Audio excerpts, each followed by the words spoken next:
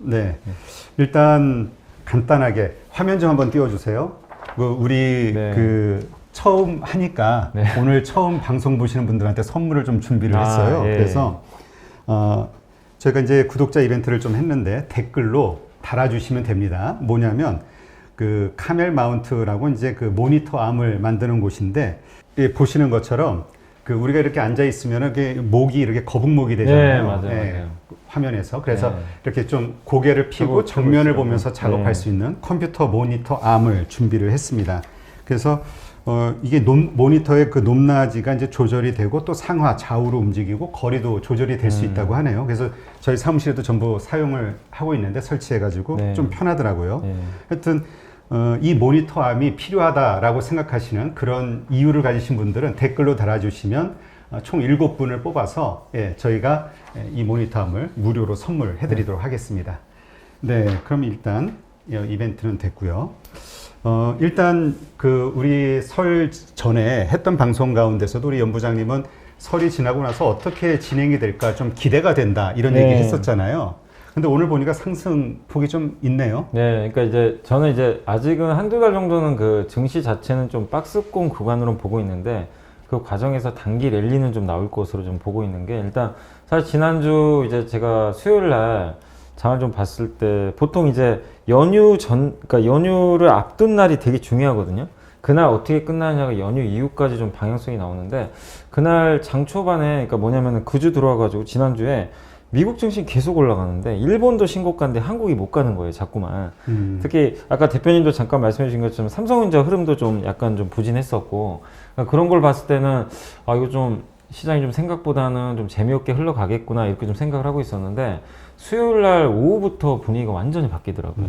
삼성전자가 물론 좀 빠지긴 했다 하더라도 다른 기업들이 선전하면서 증시가 좀 이렇게 좋은 쪽으로 좀 움직임도 좀 나오면서 연휴 이후에는 뭔가 좀 기대감을 가져볼 만한 그런 좀 흐름으로 좀 전개되는 것 같아서 일단은 연휴 이후에 좀 단기 랠리를 한번 기대를 해봤고 근데 좀 공교롭게도 이제 쉬는 기간에도 제가 이제 잠깐 좀 어디 여행을 좀 갔다 오긴 했는데 이제 뭐 제가 직업인지라 계속 또 보잖아요. 그렇지. 보는데 이거 뭐 계속 좋은 뉴스만 나오는 거예요. 물론 이제 그거는 진짜 개별 기업 간에 약간 그런 건 있죠. SK 이노베이션하고 뭐 LG화학의 이제 소송 결과는 SK 쪽에 좀 안 좋게 나왔지만 그렇죠. 어쨌든 이제 그건 개별 기업 이슈니까 그걸 좀 차지하더라도 반도체 관련돼서 되게 좋은 뉴스들이 나오기 시작했고 우리나라 쉬는 동안 미국이 다우하고 그러니까 나스닥이 한 0.6% 올랐더라고요. 쉬는 기간 동안 더해보니까.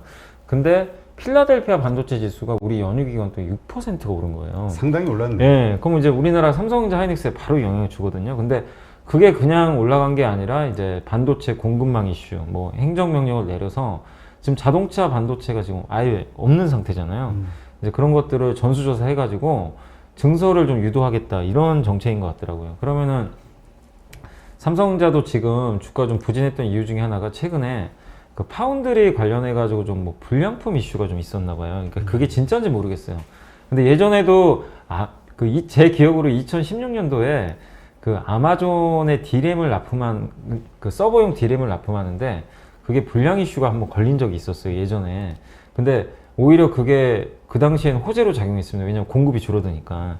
근데 이번에 물론 파운드리 이슈랑 좀 다르지만 약간 이제 불량 이슈가 생기면서 주가에 약간은 좀 영향을 줬지만 그런 이슈들이 이제 묻혀버린 거죠. 어떻게 보면은 좋은 호재들이 연휴 기간에 나왔고 또 아까 보니까 뭐 퀄컴 수주했다 뭐 이런 기사까지 나오더라고요. 그러니까 그러다 보니까 반도체에 대한 호재가 딱 터지면서 오늘 증시가 상당히 좀 좋은 쪽으로 일단은 좀 가는 그런 그림이 되고 있고 거기다가 우리나라 기업들한테 또 한 축이 경기 민감주잖아요. 그렇죠. 근데 연휴 기간 동안 또 많이 뉴스 보셨던 게 국제유가가 급등했다 이 얘기 많이들 들으셨어요. 요즘 네. 조금 상승폭이 좀 있는 것 네, 같아요. 맞아요. 유가가 지금 뭐 또 사우디하고 약간 미국하고 또 약간 뭐 충돌한다는 얘기도 있더라고요.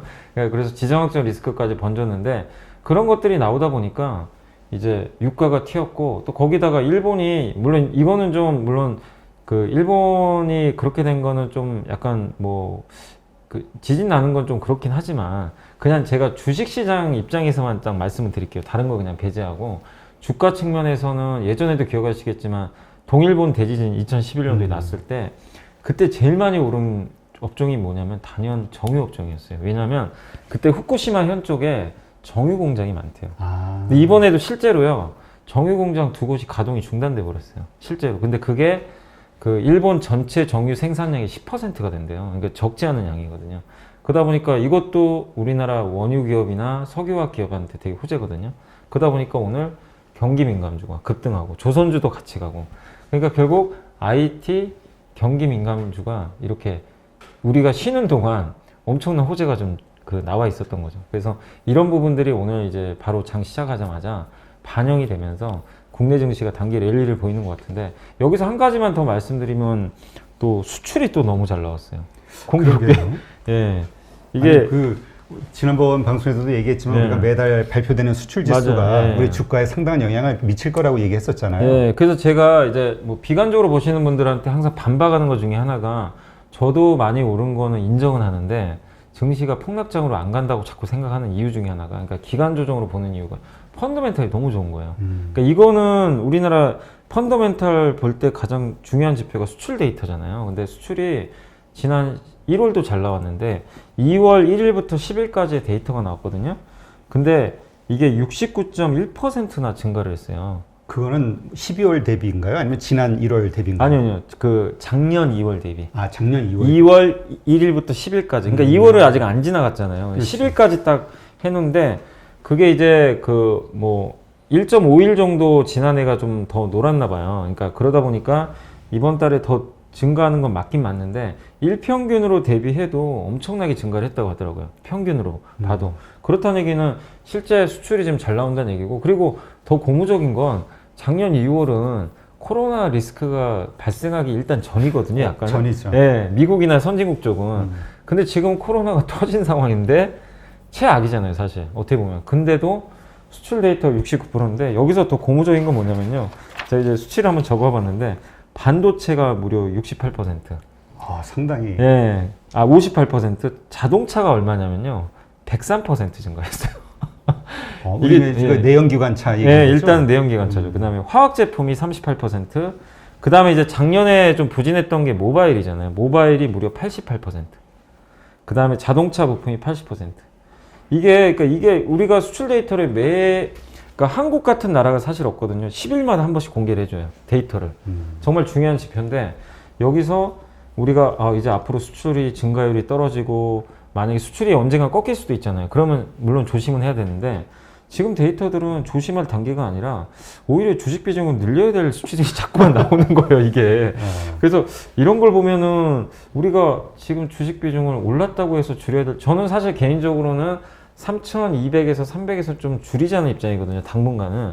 근데 이 데이터를 보니까 좀 더 체크는 해봐야 되겠죠. 근데 그냥 너무 급하게 줄이실 필요는 아직은 좀 보이진 않는 것 같아요. 그래서 여러분들이 지금 펀더멘탈 상으로는 시장에 대해서 너무 크게 지금 당장은 여러분들이 염려할 필요까지는 아직은 없다. 이렇게 좀 일단은 좀 말씀드리고 싶습니다. 네. 예, 궁금한 것도 모르는 것도 많은 주린이 여러분, 생각보다 쉬운 주식 투자 저와 함께 해보시겠습니까?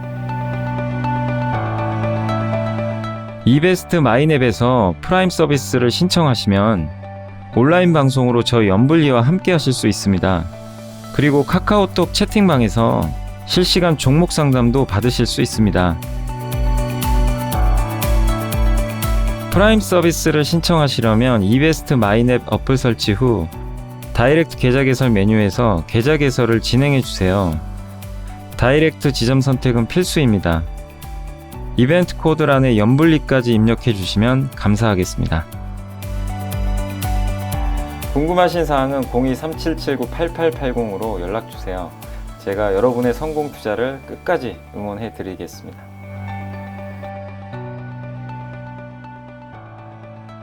네. 그러니까 일단 고무적인 게 말씀하신 대로 진짜 작년 2월이니까 우리가 보통 흔히 실적의 그 고평가를 뭐라 그러나 폄하한다기보다 좀 설득시키는 논리로 기저효과라는 말을 많이 쓰잖아요. 맞아요. 기저효과를 많이 쓰죠. 예. 근데 그게 전혀 반영되지 않은 작년 예. 코로나 이전의 수치보다 뭐 60% 가까이가 맞아요. 올랐다는 거는 상당한 수치예요. 그러니까 이게 사실은 올해 2월이면 작년이 더 좋았어야 되잖아요. 그럼 그렇지. 우리가 흔히 말하는 건 역기저 효과라 그러잖아요. 역기저 효과 나와도 사실 별 할 말은 없는데 그게 아니라 오히려 작년 수치를 너무 뛰어넘어 버리니까 정말 우리 한국의 기업들의 그러니까 그동안 이런 논란들은 많았죠. 아, 저거 한국 기업들 저거 뭐 자동차, 반도체, 뭐 2차 전지 올라가는 거 그거 실적 좋아서 가는 거 아니다. 이제 뭐 멀티플이라고 얘기잖아요. PER 10배 받던 걸 성장하니까 30배, 40배 줘서 그렇게 된 거다.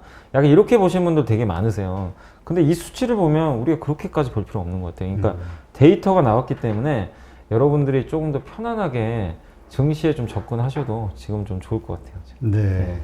그러니까 이 이유가 뭘까가 좀 이제 지나보면 나오겠죠. 네, 왜 이렇게 맞습니다. 수출이 네. 증가하고 있을까? 근데 우리가 보통 중간재로 해서 중국에 많이 올라가잖아요, 네네, 수출이. 네. 그러니까 중국의 어떤 수출 실적이 또 많이 늘어날 경우에 또 네. 우리도 같이 올라가니까 네. 그쪽인지 아니면 뭐 저 미국 향인지 뭐 이거 이런- 근데 수출 이것도 국가별로도 나와 있어요. 아, 제가 그래요? 체크 가져왔는데 국가별로도 다 좋아요. 그러니까 뭐냐 중국이 65% 증가했고요. 아, 미국은 더 압도적이면 미국이 91%. 그 다음에 EU 있죠. EU는 이건 진짜 이 수치가 맞나요? 126%. 근데 EU라는 건 제가 아무리 생각해봐도 유럽에 지금 수출하는 게 예전에는 선박인 거 아시죠?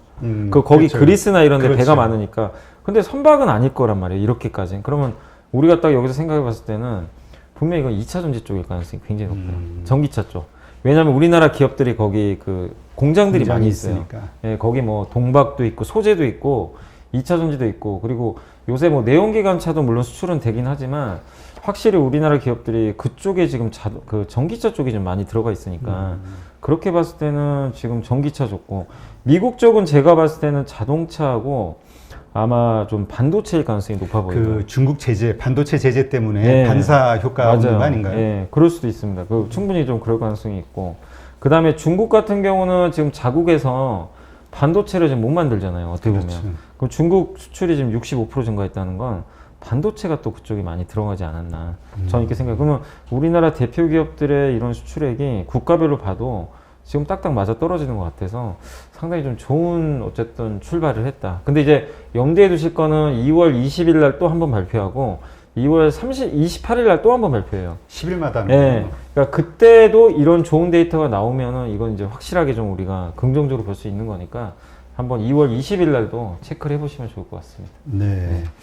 그러니까 이게 그만큼 경기 회복에 대한 기대감이 커지는 거일 수도 있고 네. 유가도 상승하는 거 보니까 근데 또 한편으로는 이렇게 너무 좋아지면 네. 그 우리가 두려워하는 금리 인상에 대한 아, 인플레이션에 예. 대한 이런 또 이슈들이 또 떠오를까봐 겁나긴 하는데 네. 어쨌건 뭐 그건 뭐 나중에 그때 가서 네. 떠오를 근데 그것도 너무 걱정하실 필요 없는 게 왜냐면 이제 연휴 기간 동안에 옐런 재무장관하고 그 이제 파웰 연준 의장이 얘기는 했어요. 지금 아니 지금 경제 살리는 게 급한데 지금 뭐 긴축이 지금 무슨 웬 말이냐. 근데 시장에선 자꾸 그래요. 이거 이러도 너무 좋으면 긴축한다. 겁먹는데 정작 당사자는 아무 얘기도 안 하고 있거든요. 걱정하지 말라 이러는데 그래서 저는 그냥 이러고 싶어요. 투자자분들은 너무 앞서 걱정하지 마시고 그냥 파웰 의장 말 믿고 하시는 게 저는 맞다 이렇게 생각합니다. 네. 네. 근데 이렇게 반도체와 관련해서 정말 좋은 뉴스들도 나오고 여러 가지 데이터도 정말 괜찮단 말이죠. 네. 근데 수급은 조금 애매해지면서 가격대가 좀 흔들리는 것 같아요. 뭐 이미 기술적으로는 차트도 무너졌다는 얘기도 나오고 삼성전자 같은 네, 경우는. 이게 수급 가지고 좀 말씀드리고 오늘은 근데 제가 아까 좀 잠깐 지금 이제 장중에 수급을 한번 좀 잠깐 말씀드리면 네. 이제 12시 15분 현재인데 기존 수급하고 좀 다른 게 개인이 오늘 오랜만에 팔아요. 아, 개인 투자자분들이 코스피를 3,718억 팔고 있고 코스닥은 430억 팔거든요. 그러니까 양시장 지금 다 팔고 있고 왜냐면 제가 봤을 때는 그동안 좀 그 주식을 좀 많이 샀잖아요. 네. 근데 이제 연휴 끝나고 증시가 일단 급등하니까 좀 현금화에 나서시는 것 같아요. 그리고 이제 반대로 사가는 주체는 누구냐면 외국인입니다. 아. 외국인들은 사실 이제 그 달러화하고 펀더멘탈 보고 들어오는데 지금 보니까 요새 달러화가 그렇게 강하진 않아요. 강하지 않는 데다가 우리나라 지금 데이터가 좀 너무 잘 나왔잖아요. 아마 그것 때문에 좀 매수폭을 확대하는 것 같고 아쉬운 거는 여전히 기관 쪽인데 그 연기금이 진짜 하루에 막 2천억씩 팔았잖아요. 진짜 1월부터 하루도 안 쉬고 판 것 같아요. 제 생각에. 근데 오늘은 평소보단 적어요. 야. 오늘은 지금 제가 봤을 때는 지금 12시인데 230억이면 이 정도 속도면 오늘은 500억 이하거든요. 그래서 평소보다 좀 작긴 작은데 그 지난주에 제가 보니까 보고서를 보니까 그 NH투자증권에서 그 보고서를 하나 낸 게 있어요. 6월까지 30조 팔 것 같다고 연기금이. 그거 계산을 그러니까 했더라고요. 신규로 추가 30조 아니면은 이제까지 포함해서 아니요. 30조. 추가로. 추가로. 근데 왜 그렇게 계산을 했냐면 그러니까 작년에 그 연기금이 5년 동안의 그 주식 투자 비중을 결정을 했어요. 근데 올해가 16.8%거든요. 작년이 17.3%였다 그러더라고요. 그러면 16.8%인데 이거를 2025년까지 15% 초반까지 줄여요. 국내 주식을. 그럼 대신에 해외를 늘리는데 이렇게 계산을 해보니까 근데 올해 증시가 지금 많이 올랐잖아요. 그걸 계산해 보니까 지금 연기금의 주식 비중이 한 20% 가까이 되나 봐요. 굉장히 많이 늘었다고 하더라고요. 그럼 그걸 감안해 봤을 때 올해 그 한 6월까지는 30조 이 정도 속도면 팔 가능성이 있다고. 이거는 그냥 이론상 수치예요. 그렇게 꼭 판다는 게 아니라 근데 이제 이런 속도면은 충분히 30조는 나오고 여기서 만약에 외국인이나 개인이 안 사버리면 연기금 매도만으로도 증시가 무너져 버릴 수가 있거든요. 그러게요. 예, 왜냐면 받아줄 주체가 없으면.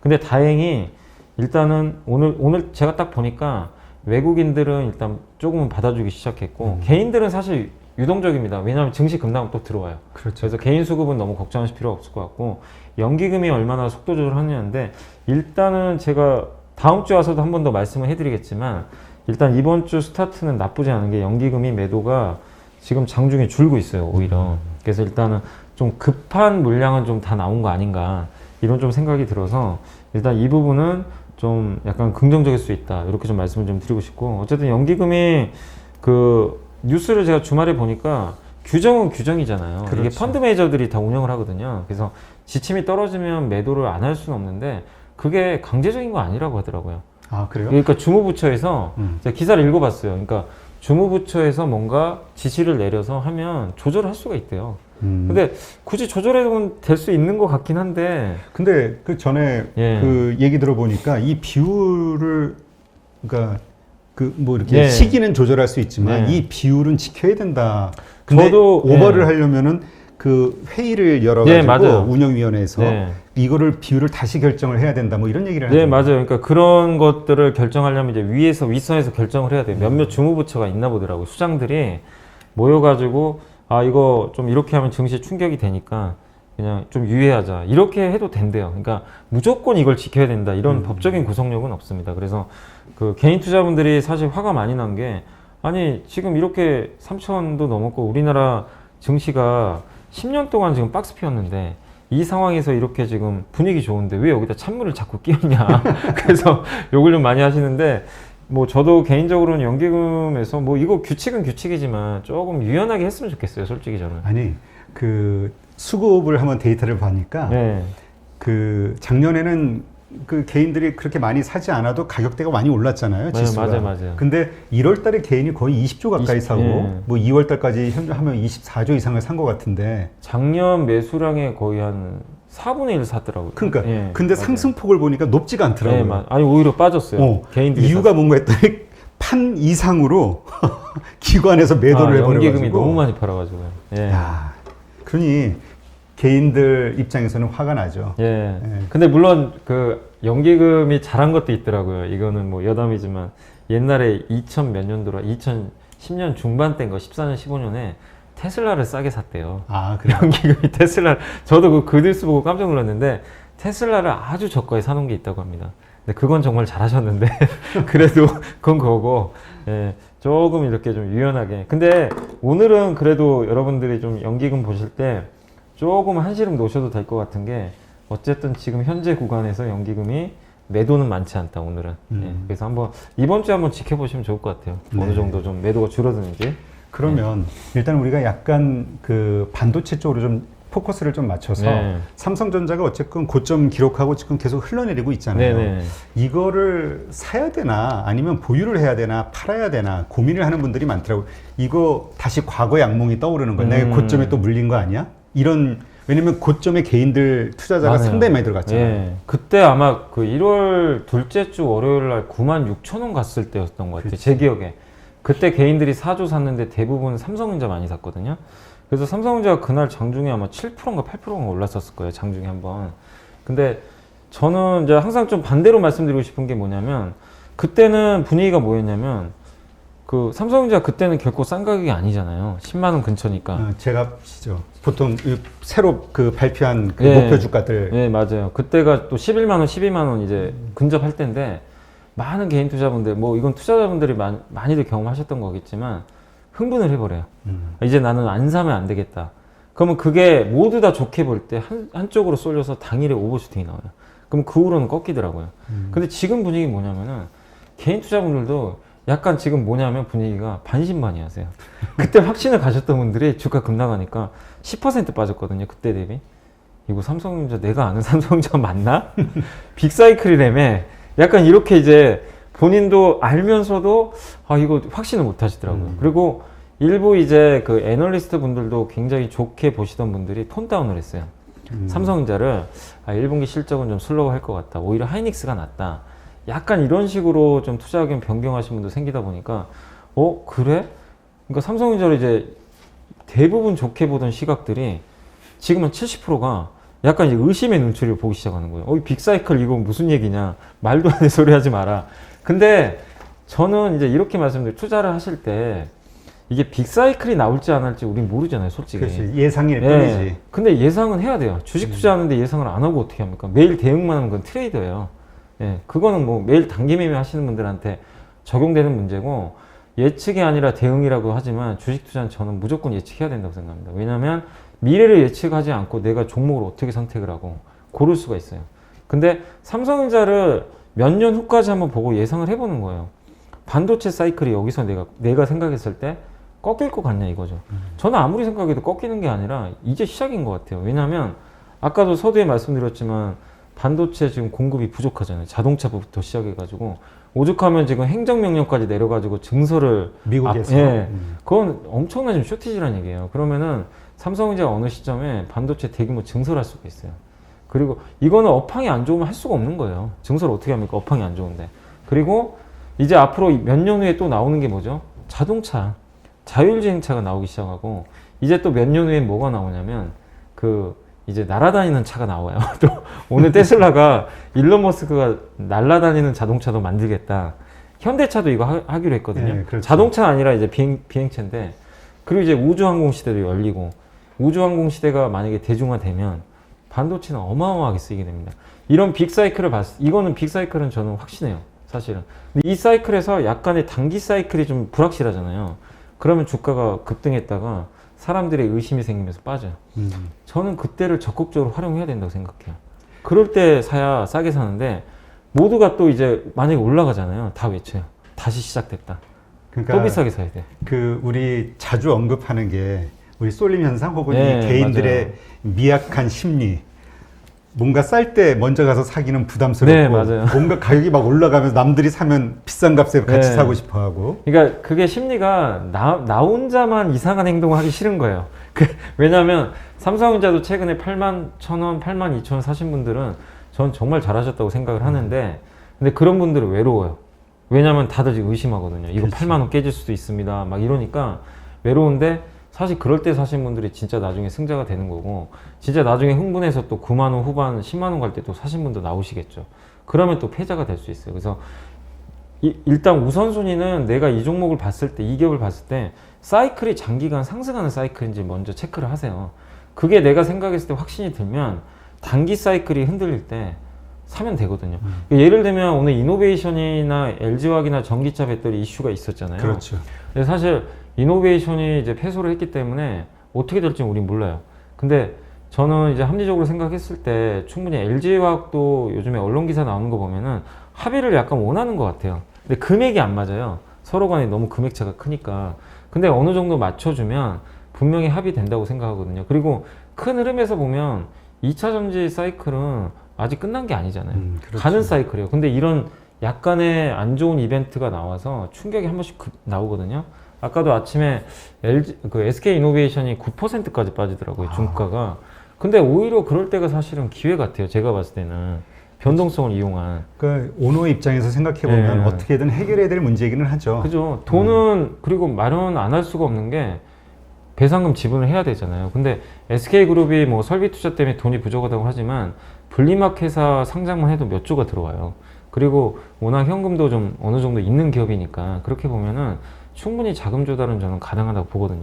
그런 관점으로 보면 전기차 사이클을 한번 여러분들이 생각만 하신다면 너무 이런 그런 단기적인 악재에 대해서 여러분들이 일희일비할 필요 없고 오히려 기회가 되는 거죠. 그래서 저는 항상 개인 투자자한테 그 말씀드리고 싶어요. 항상 내가 현금을 갖고 있으면 내가 사고 싶은 기업들 기회가 반드시 한 번씩은 와요. 근데 그 놓치는 이유가 뭐냐면 두 가지인데 꼭 비싸게 일단 사요. 쌀 때는 네. 내가 앞서고 싶지 않은 거죠. 꼭 그 조금만 기다리시면 되는데 못 참으시더라고요. 두 번째가 어떤 악재가 발생하면 반드시 해요. 이게 그러니까 기업이라는 게 사람하고 똑같아요. 사이클, 그러니까 컨디션이 항상 왔다 갔다 하잖아요. 그 안 좋은 컨디션일 때 내 몸이 정말 앞으로 망가지는 그 악재만 아니면 일시적인 악재거든요. 그럴 때 주식을 좀 담가 놓으시면 좋은데 그걸 못 하세요. 왜냐면 그럴 때 회사가 망하는 줄 알아요. 망가지는 줄 알고 안 사세요, 또 그때. 그러니까 그러한 생각이 드는 거는 기본적으로 남들이 다 삼성전자 좋다니까 사서 그럴 거 맞아요, 아닌가요? 맞아요. 삼성전자가 왜 좋은지, 앞으로 어디에서 매출이 더 크게 늘어날 것인지 좀 정확히 네. 정보나 지식을 갖고 있다면 흔들리지가 않을 텐데 네, 맞습니다. 불안한 거죠. 예, 그래서 그런 좀 약간 좀 힘들죠. 이제 대중하고 반대로 한다는 게 물론 쉬운 건 아니지만 훈련을 좀 계속 하시면 좋을 것 같아요. 이런 것들을 잘 활용하시는 분들이 진짜 주식시장에서 돈 버는 분들이 장기적으로 몇 프로 안 된다고 하잖아요. 그런 승리자의 반열에 들 수 있는 거기 때문에 여러분들이 남들 따라가는 길 너무 따라가지 마시고 냉정하게, 물론 이제 그러기 위해선 산업 공부를 많이 해야 되겠지만 그 공부를 기본으로 하셔가지고 마인드 컨트롤만 잘 해주시면 좀 좋을 것 같습니다. 네.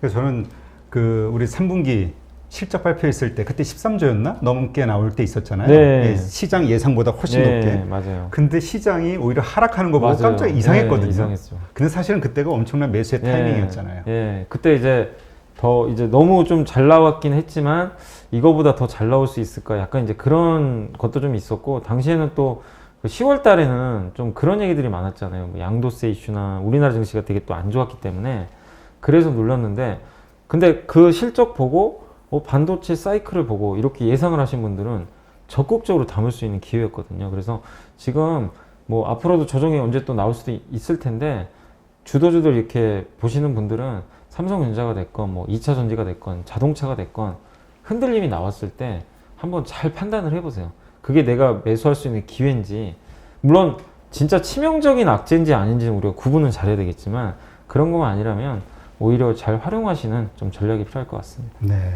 자, 그러면 이제 삼성전자를 포함한 반도체 섹터가 이렇게 괜찮아질 거라는 전제 하에 우리가 조금 더 이 투자의 영역을 확대해 볼 때 어디가 좀 더 괜찮아 보이나요? 저는 일단 이제 그 반도체 쪽은 아까 좀 잘 말씀드렸고 2차 전지도 좀 말씀드렸으니까 올해 여러분들이 어쨌든 반드시 하나 놓아 두셔야 될 게 전장 부품이에요. 전장. 그러니까 저번에 애플카 때문에 한번 급락 나왔잖아요. 전장 부품. 기아차. 네, 기아차, 뭐 현대차, 모비스, 또 그 밑에 있는 이제 밸류체인 기업들이 주가가 좀 많이 요동을 쳤는데, 사실 지금 오늘도 제가 뉴스 이렇게 오다 보니까 그러니까 이게 애플이 왜 이렇게 격이 떨어지는 행동을 할까? 전 약간 그 생각이 들어요. 폭스바겐도 거절했다 그러고요. 또 오늘 아까 속보로 떴는데 닛산 있죠, 일본에. 예. 닛산도 너네랑 안 한다. 약간 그러니까 애플 입장에서는 되게 자존심 상할 그런 뉴스가 좀 자꾸만 나오는 거예요. 이 휴대폰 쪽에서 갑으로 있다 보니까 갑질을 한 거 아니에요? 네, 아니 뭐 거래하면서. 물론 그럴 수도 있는데 그러니까 이거 같아요. 아무리 봐도 애플이 자동차는 하고 싶고 자율주행차 하고 싶은데 자기네가 만들긴 싫거든요. 만들 그 능력도 안 되고요, 사실. 그렇죠. 예, 만들 수가 없죠. 생산 시설이 없으니까. 근데 우리 애플 브랜드를 우리 걸 달아준다고 하면 자동차 입장에서는 다 좋아할 거라고 생각한 것 같아요. 제 생각엔. 우리 애플 브랜드를 이렇게 딱 달아주면 너네 입장에서 너무 좋은 거 아니냐. 근데 현대차든 닛산이든 폭스바겐이든 딱 생각해봤을 때 이거 자꾸 폭스콘이 생각나는 거예요. 하청업체를 네, 전략할까 완전 봐. 하청업체, 영업이익률 2%밖에 안 되고 이런 거 가지고 우리 못한다. 그래서 서로 아마 뭔가 윈윈할 수 있는 뭔가 모델로 가지 않는 이상은 애플카도 저는 쉽지 않을 것 같아요. 근데 애플도 누군가 어떤 큰 자동차 메이커가 이걸 대신 생산해주지 않으면 진출 불가능합니다. 그래서 애플도 콧대를 좀 낮춰야 될 것 같고, 현대 기아차 입장에서도 저는 너무 애플에 끌려갈 필요 없다고 생각해요. 애플 아니고 뭐 할 업체들 저는 남아있다고 생각하고, 그리고 애플하고 한다고 해서 너무 좋은 게 아니라 애플의 외주를 받았을 때 물론 이제 생산량이나 매출이 늘어날 수 있지만 문제는 현대차도 지금 이 자율주행 전기차를 앞으로 한단 말이에요. 그럼 서로 경쟁을 해야 돼요. 그렇죠. 근데 경쟁을 하는데 현대차는 자기네 브랜드를 자기가 만들어서 내놓는 것도 있지만 아니 경쟁자 것도 같이 만들어줘야 된단 말이에요. 이게 굉장히 아이러니거든요. 그러면 사람들이 이거 봤을 때 이게 또 정체성의 혼란도 올 수 있기 때문에 그런 부분을 보면 너무 애플 일방적인 그런 그 조건에 그걸 따라가는 것보다는 우리 뭐 현대차 주주라든가 현대차 경영진 입장에서 충분히 납득할 수 있는 그런 조건이라면 예를 들면 소프트웨어는 물론 애플께 들어갈 수 있겠지만 자동차를 최종적으로 설계하고 디자인하고 제조 개발까지 하는 거 있죠. 주요 자동차에 들어가는 모든 것들은 현대 기아차가 다 알아서 하는 거죠. 거기에 소프트웨어만 일부 애플 거 탑재하고 브랜드는 뭐 기아차가 이제 생산을 해가지고 거기에 애플카 브랜드를 넣어주면 돼요. 그러면 이건 폭스콘 전략이 아니라 그 반도체 TSMC랑 비슷해져요. 그러면 되게 좋을 수 있거든요. 그리고 거기 들어가는 그런 것들을 기반으로 해가지고 뭐 구글이라든가 아마존 같은 데랑도 같이 또 계속 할 수 있는 모델이 나올 수가 있기 때문에 현대 기아차는 저는 그런 모델로 가야 된다고 생각합니다. 근데 그런 모델로 가기 위한 제안을 제가 봤을 때 한 것 같은데 애플하고는 지금 어쨌든 얘기가 좀 잘 안 된 것 같아요. 근데 여기서 함의하는 거는 어찌됐건 애플을 떠나서 이 시장이 얼마나 커지길래 애플이 저러고 있냐 이거예요. 자동차를 IT 세계 1등 기업이 자동차 하려고 지금 혈안이 돼 있다는 거거든요. 그럼 그 시장이 앞으로 엄청나게 커진다는 이제 증거예요. 그럼 여기에 들어가 있는 부품주, 뭐 아니면 그 이 자율주행 전기차에 들어가는 부품이 되게 많잖아요. 거기에 카메라도 들어가거든요. MLCC, 스마트폰에 들어갔던 거. 이런 시장의 생태계가 작년까지는 되게 안 좋았어요. 없었는데 이제 열렸단 말이에요. 그러니까 이런 걸 생각하면 여러분들이 이거를 그냥 몇 달 하다 말자 이게 아니라 적어도 3, 4년 애플카 나오는 시기가 2024년이래요. 4년 정도의 사이클까지 한번 염두에 두시고 큰 그림을 그리시면 좋을 것 같아요. 그러면 큰 그림이 보이면 어떻게 해야 되겠습니까? 일일비 할 게 아니라 지난 2주 전에 애플카 때문에 기아차가 15% 빠졌잖아요. 그런 날이 오히려 기회가 되는 거거든요. 매수의 기회다. 네, 그러니까 그거를 악재를 너무 이 기아차나 모비스나 이런 기업들의 엄청난 이제 펀더멘탈 악재로 보지 마시고 하나의 그 기회 요인으로 활용하실 점은 필요가 있다. 그래서 자동차 전장 부품도 아무튼 뭐 또 조정이 나올지 모르겠지만 차후에 좀 조정이 나온다면 여러분들이 반드시 올해 좀 1순위로 사야 될 종목이 아닌가 이렇게 좀 말씀을 좀 드리겠습니다. 궁금한 것도 모르는 것도 많은 주린이 여러분, 생각보다 쉬운 주식 투자 저와 함께 해보시겠습니까? 이베스트 마이앱에서 프라임 서비스를 신청하시면 온라인 방송으로 저희 연불리와 함께 하실 수 있습니다. 그리고 카카오톡 채팅방에서 실시간 종목 상담도 받으실 수 있습니다. 프라임 서비스를 신청하시려면 이베스트 마이앱 어플 설치 후 다이렉트 계좌 개설 메뉴에서 계좌 개설을 진행해 주세요. 다이렉트 지점 선택은 필수입니다. 이벤트 코드란에 연불리까지 입력해 주시면 감사하겠습니다. 궁금하신 사항은 02-3779-8880으로 연락주세요. 제가 여러분의 성공 투자를 끝까지 응원해 드리겠습니다.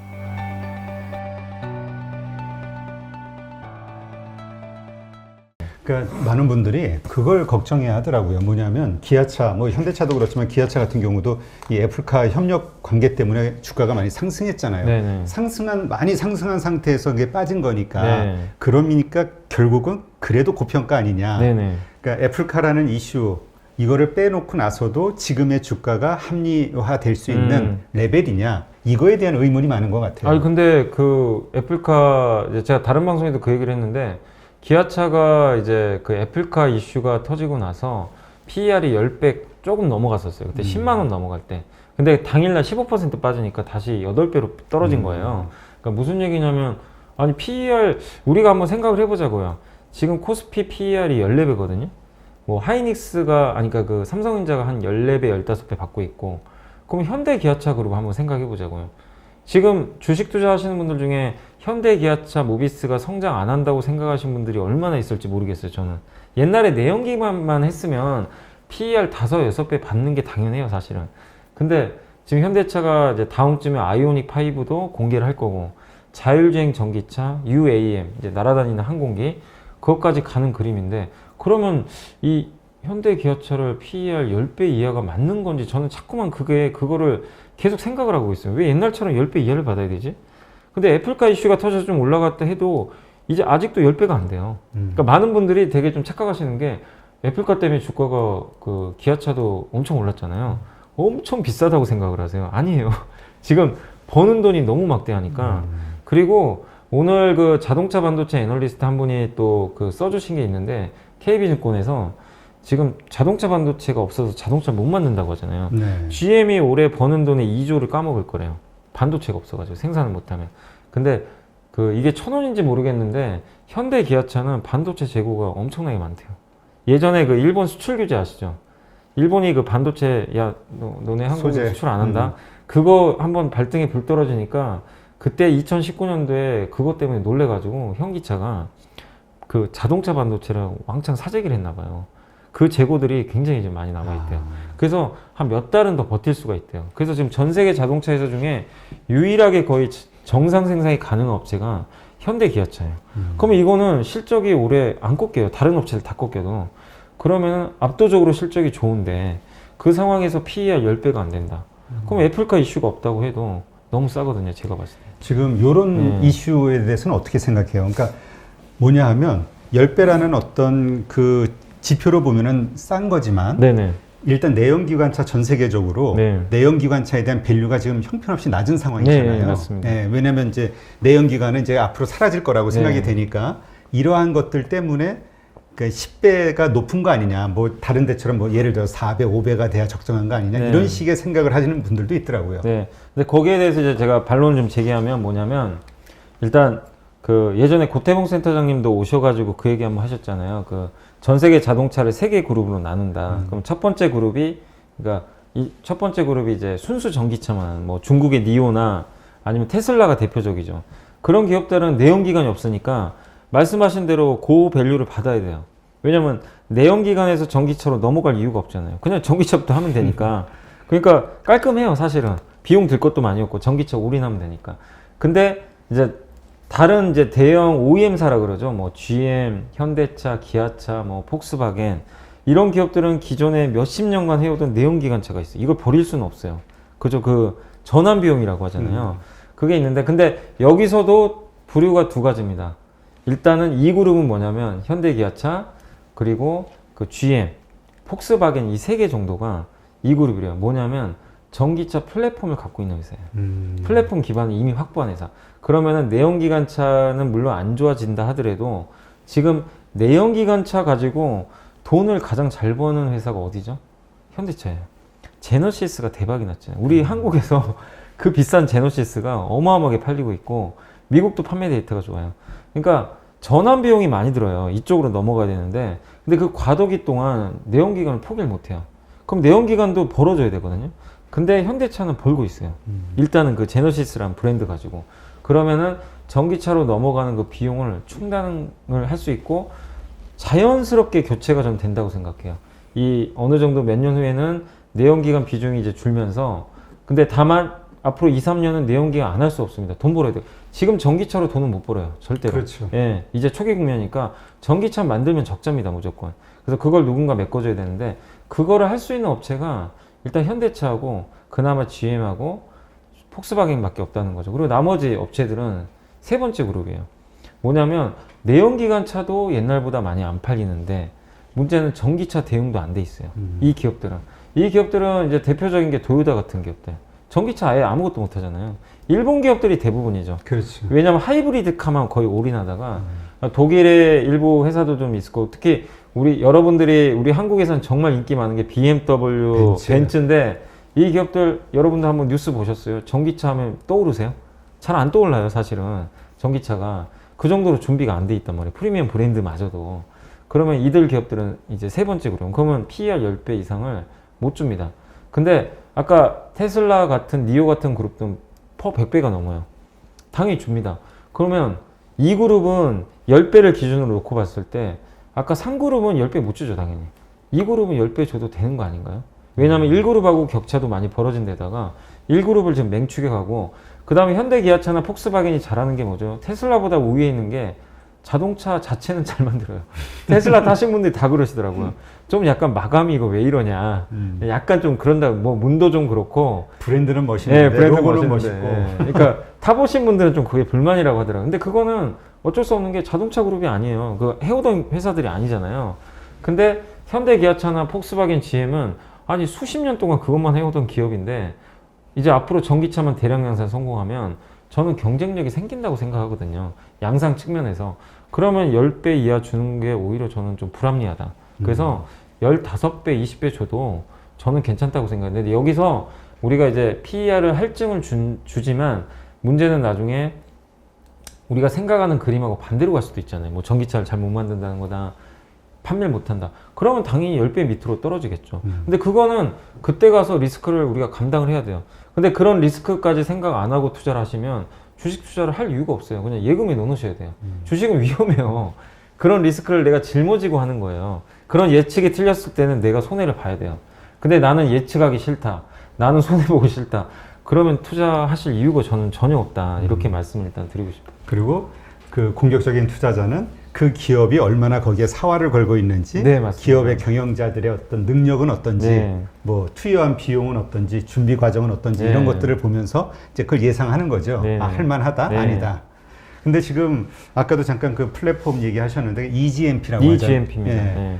그게 있고 없고가 차이가 큰가 보죠. 왜냐면 지금 전기차 중에 지금 나오는 전기차 다 가요. 테슬라 전기차 딱 빼고 폭스바겐이 나온 전기차 ID3라고 있어요. 그 정도 빼고는 현재까지 나온 전기차는 뭐냐면 그 기존의 그 자동차 있잖아요. 내연기관 자동차의 그 엔진 있죠. 엔진이 없어요. 그 딱 본네트를 열어보면 엔진 대신에 그 배터리가 들어가 있어요. 그러니까 한마디로 무늬만 전기차예요, 사실은. 그러니까 거기다가 엔진 대신에 배터리 넣고 모터 넣은 거죠. 그러면은 효율이 당연히 떨어집니다. 그 기존의 내연기관 플랫폼을 이용한 거예요. 근데 테슬라는 어떻게 만드냐면 이 밑에 스케이트보드처럼 아마 보셨을 거예요. 아마 사진들. 이 위에 껍데기가 없고 밑에 배터리가 깔려 있고요. 밑에 차 밑에 거기에 바퀴 4개가 딱 달려 있잖아요. 거기에 구동 모터까지 다 일렬로 돼 있어요. 거기다가 이제 테슬라는 껍데기만 딱 씌우는 거예요. 근데 사실은 전기차 부품수가 내연기보다 월등히 적잖아요. 그렇죠. 그리고 엔진 같은 무거운 게 필요가 없으니까 공간 효율도 되게 좋아요. 그러면은 전기차 전용 그런 플랫폼이 있으면 위에 껍데기만 잘 만들어주면 돼요. 그럼 거기다 그냥 붙여놓으면 돼요. 어려운 게 아니거든요. 전기차 만들기엔 되게 어려운 게 아니에요. 근데 전기차 만들 때 제일 어려운 게 우리 그 어렸을 때 RC카라고 아세요? 이렇게 무선으로 그거 만들어 보신 분들 기억하실 거예요. 거기에 제일 어려운 게 그거잖아요. 배터리에다가 모터 붙여가지고 밑에 이제 옆에다가 바퀴 딱 붙이고 나머지는 그냥 우리 그 껍데기만 딱 그냥 붙여서 이걸로 조정하면 끝나잖아요. 근데 그 우리가 조립할 때도 핵심이 배터리를 얼마나 잘 조립해가지고 거기다가 모터가 꼼꼼하게. 구동되게 그게 플랫폼이에요, 사실은. 근데 그것만 만들면 나머지는 진짜 내연기관보다 훨씬 쉬워요, 만들기가. 그래서 그 이 플랫폼이 되게 중요한데 이 플랫폼을 만드는 게 만만치가 않다고 합니다. 그래서 지금 전 세계적으로 봐도 폭스바겐, GM, 현대차 정도만 지금 가지고 있고, 근데 일단은 폭스바겐은 먼저 출시를 했고 현대차는 이제 다음 주에 나오거든요. 네. 그래서 이미 온라인으로 공개가 돼 있죠, EGMP. 그래서 이게 나오면서 새로운 혁명이 시작되고 그 다음에 이제 이 GMP를 기반으로 해서 앞으로 전기차가 계속 나와요. 계속 나오니까 상당히 저는 좀 경쟁력이 있지 않을까 이렇게 좀 예상을 하고 있습니다. 네. 그러면 우리가 이렇게 삼성전자처럼 그렇게 장기적으로 가지고 갈 만한 그런 전장업체, 기업은 어떤 것들이 있을까요? 일단 당연히 지금 우리나라에서는 이 자동차는 현대차 그룹밖에 없기 때문에 거기에 이제 관련된 기업들을 잘 찾아보셔야 되고 현대 기아차 비중이 좀 높아야 되겠죠. 그래서 뭐 대표적으로 현대 모비스 같은 회사가 있을 거고 또 현대 글로비스도 좋죠. 왜냐하면 부품 회사는 아닌데 이 공장이나 이런 거 지을 때 물류를 다 담당을 해주고 글로비스가 하는 게 뭐냐면 그 LG그룹하고 현대차하고 이렇게 협력해가지고 배터리 있잖아요. 네. 배터리 리스 있죠. 배터리가 너무 비싸니까 그 배터리를 이제 교체할 수 있게 한 번씩 리스해주는 사업을 한다고 하는데 그 사업을 현대 글로비스가 한다고 하더라고요, 향후에. 그래서 그런 면에서 글로비스도 좀 연관이 있을 것 같고, 그리고 그 외에 이제 자동차 부품주 중에서 딱 보시면 전기차에만 무조건 필요한 부품들이 있어요. 그러니까 내연기관하고 똑같이 쓰는 부품들은 뭐냐면 우리 그냥 그 앉아있는 좌석이라든가 그렇지. 그다음 문 있죠. 이런 것들은 전기차든 뭐 내연기관차든 똑같잖아요. 근데 이쪽 시장은 성장을 못합니다. 왜냐? 내연기관차가 고스란히 전기차로 바뀌는 것 뿐이에요. 그러면 어차피 똑같아요. 사실은 여기서 여기로 옮겨가는 것 뿐이에요. 근데 단가가 아마 더 올라가는지는 제가 그건 잘 모르겠어요. 근데 제일 안 좋은 거는 내연기관 전용 부품 있잖아요. 엔진 같은 거. 이런 거 이제 사양산업인데. 근데 전기차 전용 부품은 그러니까 전기차에만 들어가는 부품은 기존의 내연기관 그 전용 부품보다 단가가 40%에서 5배나 비싸다고 합니다.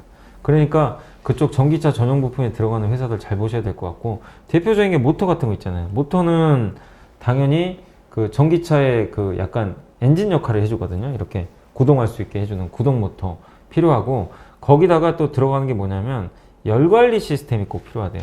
그러니까 뭐냐면 히트펌프라고 하는데, 이 전기차나 이런 수소차는 그 안에 배터리가 들어가는데, 배터리가 아시겠지만 기온에 되게 취약해요. 그러니까 추운 날씨. 너무 춥거나 너무 뜨거우면은 배터리가 이상 반응을 일으켜가지고 폭발하기도 하고 수명이 엄청 좋아진다고 합니다. 그래서 그 열 관리를 되게 잘해줘야 되고, 그 다음에 우리 이제 내연기관차 타면 그 당연히 뭐 그 안에 히터나 에어컨이 엔진에 의해서 이렇게 딱 그 나오잖아요, 사실은. 그렇죠. 예. 근데 그 엔진이 없기 때문에 전기차는 그 역할을 해줄 수 있는 부품이 또 필요해요. 그런 것도 이제 PTC 히터라고 하는데, 그런 전기차 전용 부품들. 그리고 전기차에 또 뭐가 들어가죠? 전장 부품들이 많이 달리니까 MLCC가 많이 들어갑니다. 그리고 요새는 전기차에 요새 뭐 제너시스 보면 타보신 분들은 아시겠지만 이 자동차가 아니라 무슨 완전 PC 같아요. 아니 그 뭐냐면은 그 카메라가 어마어마하게 달려있는 거 한 8개가 들어가 있어요. 그러니까 차량용 반도체가 부족하다는 얘기가 네, 나오는 맞아요. 그러니까 이거는 그 원래 자동차 부품 회사 아닌데 IT 부품 회사 중에 전기차 부품 회사로 납품하는 기업들 있잖아요.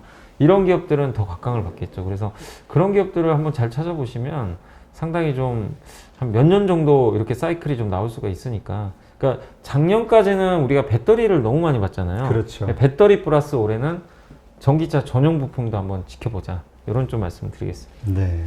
그래서 일단은 타겟을 현대차 그룹 가운데에서 앞으로 전기차 세상이 왔을 때 가장 어떤 수혜를 받을 만한 곳이 어디가 있는가를 네. 계산해 보는 게 가장 낫겠네요. 네네. 그 중에 하나가 아까 얘기하셨던 현대글로비스고. 네, 맞습니다. 네. 그리고 부품 관련주도 이렇게 현재 그 기존의 부품사들은 이제 사양 산업인데, 말씀하신 대로 뭔가 전기차와 관련된 부품 개발을 하거나 연구를 하고 있는 네. 이런 것들은 턴어라운드 될 수 있는 기업으로 봐도 되겠네요. 그러니까 이게 여기서 제일 중요한 게 뭐냐면, 투자자분들 꼭 이 말씀을 드리고 싶은 게, 주가는 EPS 곱하기 PER이라고 이제 공식인데, EPS가 주당 순이익이니까 이익이죠. 이익 증가해서 올라가는 거야 누구나 다 인정하시잖아요. 곱하기 PER인데, PER을 이제 우리가 멀티플, 이거 10배 줄 거냐, 20배 줄 거냐, 30배. 근데 아까 말씀드린 대로 내연기관차 전용 부품 만드는 회사에 여러분이 한번 제가 질문해 볼게요. 몇 배 주고 싶으세요? 내연기관만 하는 회사면 이거를 어느 누구도 20배 이상 못 줍니다. 10배 그렇죠. 이상도 못 줘요. 왜냐면 앞으로 사양산업으로 가기 때문에. 근데 전기차 전용 부품 만드는 회사가 옛날에 PER이 뭐 7, 8배였다면 앞으로 여러분이 몇 배 주고 싶으신지, 그걸 여러분이 한번 직접 생각을 해보세요. 그러니까 지금 어떤 기업이 전기차 전용 부품을 만드는데 PER이 만약에 10배예요. 그럼 제 생각엔 전 싼 것 같아요. 10배면. 왜냐하면 멀티플이 올라갈 수 있는 지금 그 산업이 생겨버렸잖아요, 새롭게. 그렇죠. 그러니까 이게 비단 여기만 적용되는 게 아니라 모두 적용돼요. 그러니까 일례로 들면 지금 쿠팡이 시가총액 뭐 55조 뭐 얘기 나오잖아요. 적자 기업인데 밸류 계산이 안 돼요. 그럼 그 기업은 왜 이렇게 높은 가치를 받고, 우리 한국의 뭐 백화점이나 아니면 홈쇼핑이나 뭐 대형 마트는 돈 일단 벌어요. 잘 버는데 PER 10배가 안 돼요. 왜 이거는 이렇게 10배 이하를 받을까? 아니 돈은 얘가 더 잘 버는 것 같은데. 이게 뭐냐면 산업에 대한 성장에 따라서 투자들이 어떻게 생각하냐에 따라서 적자가 나도 높게 쳐주고 막대한 흑자가 나도 인정을 안 해요. 그러니까 이거는 어느 산업이나 다 통용되는 거니까 투자분들은 이 개념을 무조건 이해를 하셔야 돼요. 그래야 내가 장기 투자를 할 수가 있어요. 내가 이거를 장기 투자할지 이거 좀 짧게 해야 되겠다. 이거는 내가 이 기업을 몇 배 PER을 줄 거냐, 거기서부터 출발을 하니까 이 개념은 여러분들이 좀 어렵더라도 뭐 유튜브 또 검색하시면 되게 많이 나와요. 한번 조금 더 고민을 해보시면 좀 좋을 것 같습니다. 네. 하여튼 우리가 그 많은 분들이 그런 얘기 하시잖아요. 시대의 흐름을 읽어라. 네, 그러니까 맞습니다. 앞으로 예. 변화될 세상에 대한 그 확신 혹은 지식이 있다 그러면 한번 그 신념을 네. 갖고 한번 베팅을 할 수 있는데 그게 없으신 분들은 네. 불안하죠. 하루하루의 주가 등락이. 네. 네. 아, 오늘 그래도 어차피 라이브니까 네. 제가 한번 시황 또 얘기 한번 아, 할까요? 예, 예. 한번 한번 할까요? 이제 한 10분 남아서 그래도 많은 분들이 좀 궁금해하실 것 같아서 잠깐 장만 한번 제가 정리 한번 해드릴게요.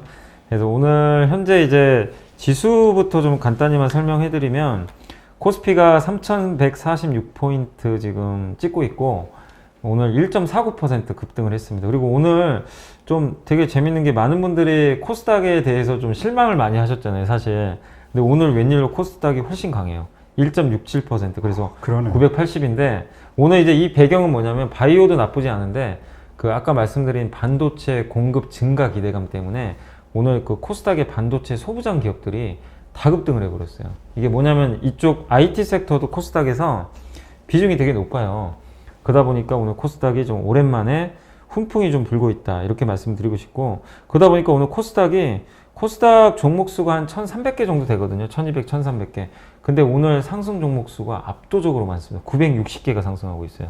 그래서 오랜만에 분위기가 좋고 그 다음에 아까 수급 잠깐 말씀드렸지만 오늘은 외국인이 정말 압도적으로 많이 삽니다. 오늘 코스피만 무려 5천억 가까이 사고 있고 개인은 3,600억 팔고 있고 기관은 1,400 팔고 있는데 제일 문제가 연기금인데 좀 안타깝게도 연기금은 다시 또 매도를 시작하고 있습니다.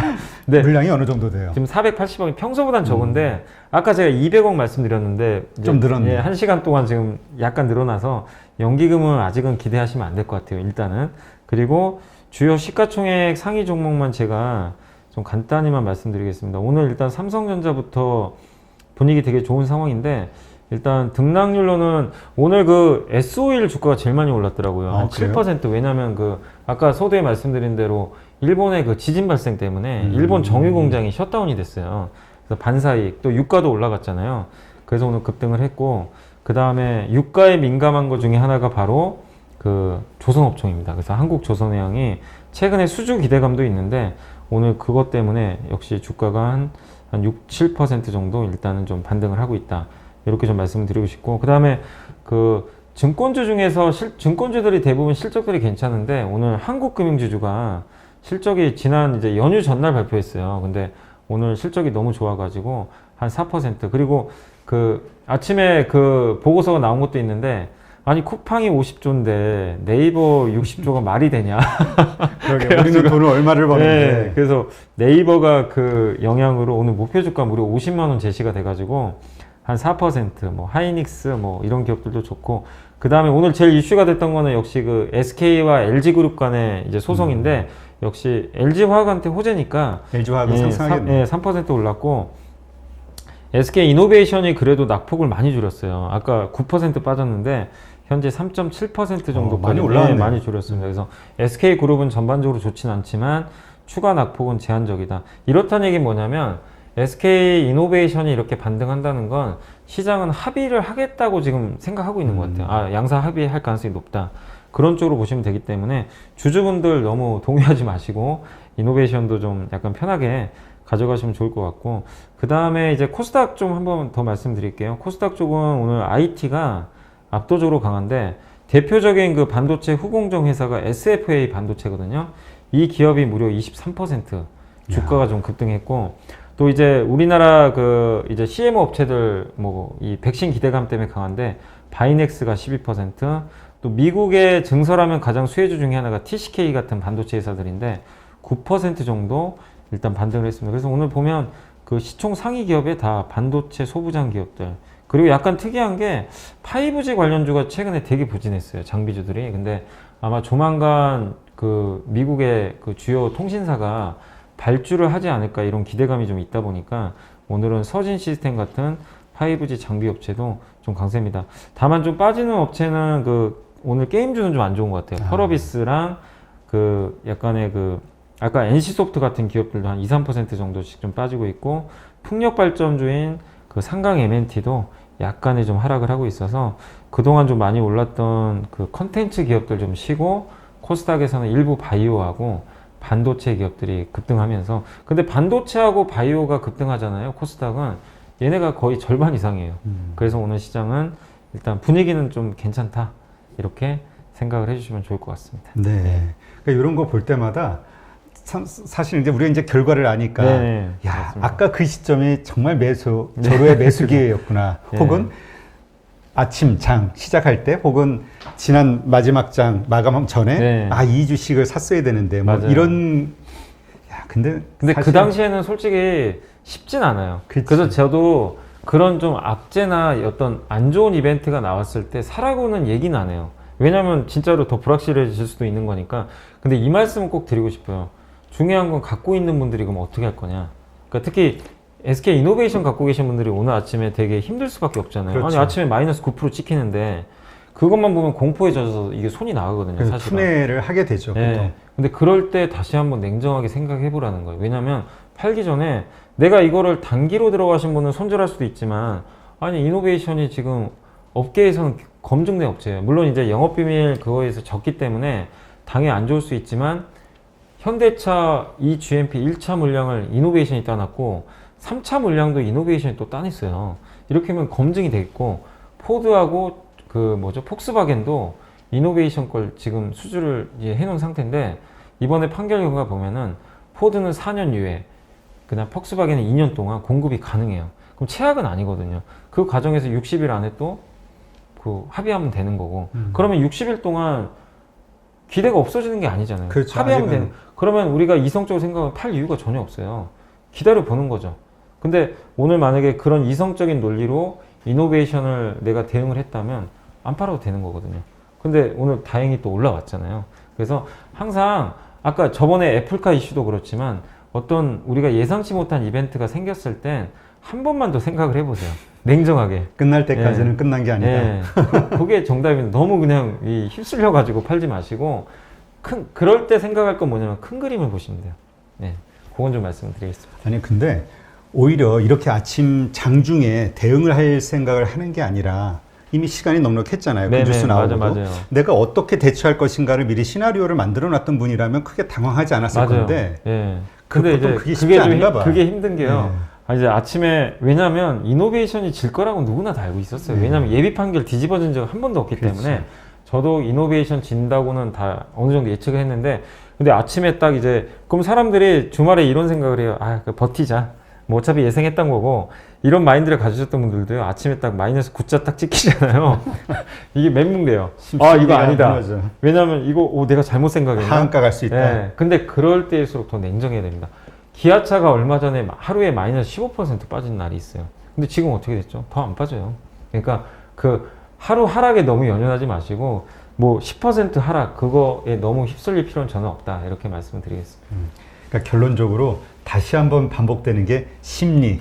네, 내 멘탈을 맞습니다. 얼마나 잘 관리하느냐. 네. 이게 결국 수익으로 다 연결될 수 있는 거네요. 네네 네. 맞습니다. 하여튼 오늘 처음 시작한 그 라이브 방송인데 좀 새롭기도 하네요. 아, 근데 약간 뭐 저는- 어색하기도 네. 하고. 근데 일단 오늘 저희가 이 한 것을 잘 모니터링을 해서 네. 다음번 방송 때는 좀 더 도움이 많이 될 수 있는 그런 방송으로 좀 만들어 보고요. 네, 나중에는 혹시 뭐 좀 가능하면 저희는 지금 여기 좀 잘 안 보이잖아요. 그러니까 이게 모니터 나중에 얘기 안 혹시 뜨네. 가능하면 혹시 뭐 질문 몇 개라도 실시간으로 전달해 줄 수 있으면 제가 뭐 바로 증문즉답 해드리면 또 되는 거니까 그렇죠. 다음 주에 한번 그것도 해보면 재밌을 것 아마 같습니다. 이거 우리 뭐 앞에 모니터가 있는데 여기에 그 실시간으로 채팅창에 네. 뜨게 할 수 있을 거예요. 네. 지금 아직 처음이라 못 했는데. 네, 알겠습니다. 네, 오늘 일단 점심시간 1시간을 이용해서 라이브 방송을 했는데 어떠셨는지 모르겠네요. 하여튼 뭐 좀 더 발전할 부분이 있다 혹은 궁금한 게 있다 아니면은 또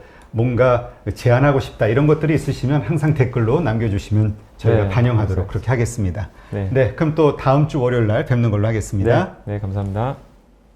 네, 그럼 이번엔 이제 첫날이니까 연휴 네. 되고요. 우리가 그 앞으로 이번 주에 어떠한 이벤트들이 일어날 것인가? 네. 왜냐면 사람들의 심리가 그러니까 불안정한 거죠. 뭔가 네네. 이 불안 요소가 생기면은 이게 심리가 불안해지면서 주가가 그대로 반영이 되니까 네. 어떻습니까? 이번 주 일어나는 이벤트들 좀 몇 가지 있는 것 같은데. 네, 제가 이제 일정만 좀 간단히만 좀 소개해드리면 금주에는 이제 사실 오늘 그 그 수출입 데이터가 좀 발표가 됐고 네. 이제 굉장히 아까 잘 나왔죠. 그리고 실적 발표라는 좀 강원랜드가 좀 있고요. 근데 이제 되게 특이한 건 오늘 좀 미국하고 중국이 같이 또 휴장이 들어갑니다. 아, 네, 그래요? 네, 그래서 미국도 휴장이고 중국은 근데 이제 뭐 춘제라고 하나요? 그게 이번 주 수요일까지 계속 연휴 기간이어가지고 중국 증시는 수요일까지 휴장이고 그래서 아마 목요일 날 개장한다고 생각하시면 되겠고 그다음 내일은 좀 중요한 지표 중에 하나가 유럽의 4분기 경제 성장률이 일단 발표가 됩니다. 근데 뭐 4분기도 안 좋게는 좀 나오겠지만 얼마나 역성장 폭이 좀 완화될지 한번 좀 지켜보시면 좀 좋을 것 같고 그다음 2월 16일, 2월 네, 17일, 내일입니다. 예, 2월 16일 날. 16일 날. 예, 그리고 2월 17일 이제 수요일 날은 많은 분들이 이제 기다리고 있는 그 FOMC 회의록이 공개됩니다. 그래서 FOMC 그 위원들이 지난달에 도대체 무슨 얘기를 했냐. 그리고 도대체 요새 하도 뭐 테이퍼링이다, 뭐 금리다, 막 이런 얘기 나오니까. 근데 저는 이제 아까도 제가 라이브 할 때도 한번 언급은 드렸지만 제발 좀 너무 앞서서 걱정 좀 안 해주셨으면 좋겠어요. 왜 이렇게 걱정들이 많으신지. 근데 사실 또 그렇게 제가 그걸 생각해 보니까 아, 주식시장이 아직 더 갈 자리가 많이 남았구나. 사람들이 이렇게 걱정하는 거 보면. 모두가 걱정 안 하는 그때가 네, 진짜 꼭지거든요. 근데 아직도 보면요, 너무 막 걱정들이 많아요. 지금 보면은. 그래서 아, 아직은 시장이 좀 끝날 때는 아닌 것 같다. 이런 좀 생각을 해봤고.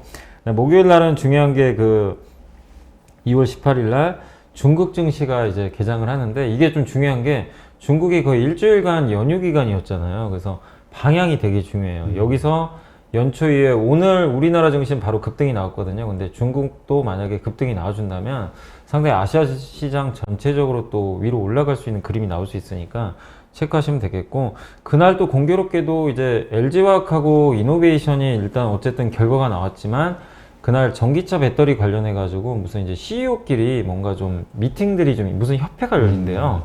그래서 그때 아마 삼성, SK 그 다음에 LG 이렇게 그 배터리 CEO들이 좀 아마 회동할 가능성이 있다고 하는데 이제 초미의 관심사가 도대체 LG와 SK가 합의를 할 거냐 이런 뉴스가 또 나올 수도 있는 거니까 목요일 날은 그거 체크하시면 되겠고 그다음 금요일 날은 미국의 옵션 만기일입니다. 이제 미국은 세 번째 금요일이 옵션 만기고 우리나라는 두 번째 목요일입니다. 그래서 옵션 만기일 주간에는 항상 변동성이 나오니까 이런 부분들 좀 체크하시면 좋을 것 같아요. 그래서 이번 주까지도 뭐 실적 발표는 계속 이어지는 가운데 다만 굵직굵직한 기업들 실적은 이미 지난주에 다 발표는 됐으니까 나머지 기업들의 실적 발표가 뭐 이번 주까지 계속 이어진다라고 생각해 주시면 좋을 것 같습니다. 그럼 뭐 여기서 우리가 특별히 좀 과제해야 될 거는 이슈가 좀 생길 만한 거는 이제 그 FOMC 예, 의사록에서 점도표가 네, 아까 어느 얘기하신 정도. 테이퍼링이나 예. 이런 쪽에 몇 명이 찍었냐 예. 요게 아마 이슈가 되겠네요. 네, 그러니까 어떻게 지금 도대체 경기를 좀 바라보고 있고, 그다음 물가 상승률을 어느 정도 용인을 할 거냐, 그리고 진짜로 파웰 연준의장 혼자만 저러는 건지, 아니면 다른 연준 위원들은 생각이 좀 다른 건지 알 수가 있잖아요. 근데 그렇지. 연준의장은 분명히 지금 선을 그었어요. 나는 절대 긴축 안 한다, 당분간. 근데 다른 의원들의 생각이 어떨지 그것도 사실 되게 중요하잖아요. 그래서 이번 주 수요일 날이면 우리 한국 시간으로 아마 18일 새벽에 아마 나올 것 같아요. 그때 아마 좀 뉴스들 잘 체크해 보시면 좋을 것 같습니다. 궁금한 것도 모르는 것도 많은 주린이 여러분, 생각보다 쉬운 주식 투자 저와 함께 해보시겠습니까? 이베스트 마이넷에서 프라임 서비스를 신청하시면 온라인 방송으로 저희 연불리와 함께 하실 수 있습니다. 그리고 카카오톡 채팅방에서 실시간 종목 상담도 받으실 수 있습니다. 프라임 서비스를 신청하시려면 이베스트 마이넷 어플 설치 후 다이렉트 계좌 개설 메뉴에서 계좌 개설을 진행해 주세요. 다이렉트 지점 선택은 필수입니다. 이벤트 코드란에 연불리까지 입력해 주시면 감사하겠습니다. 궁금하신 사항은 02-3779-8880으로 연락 주세요. 제가 여러분의 성공 투자를 끝까지 응원해 드리겠습니다.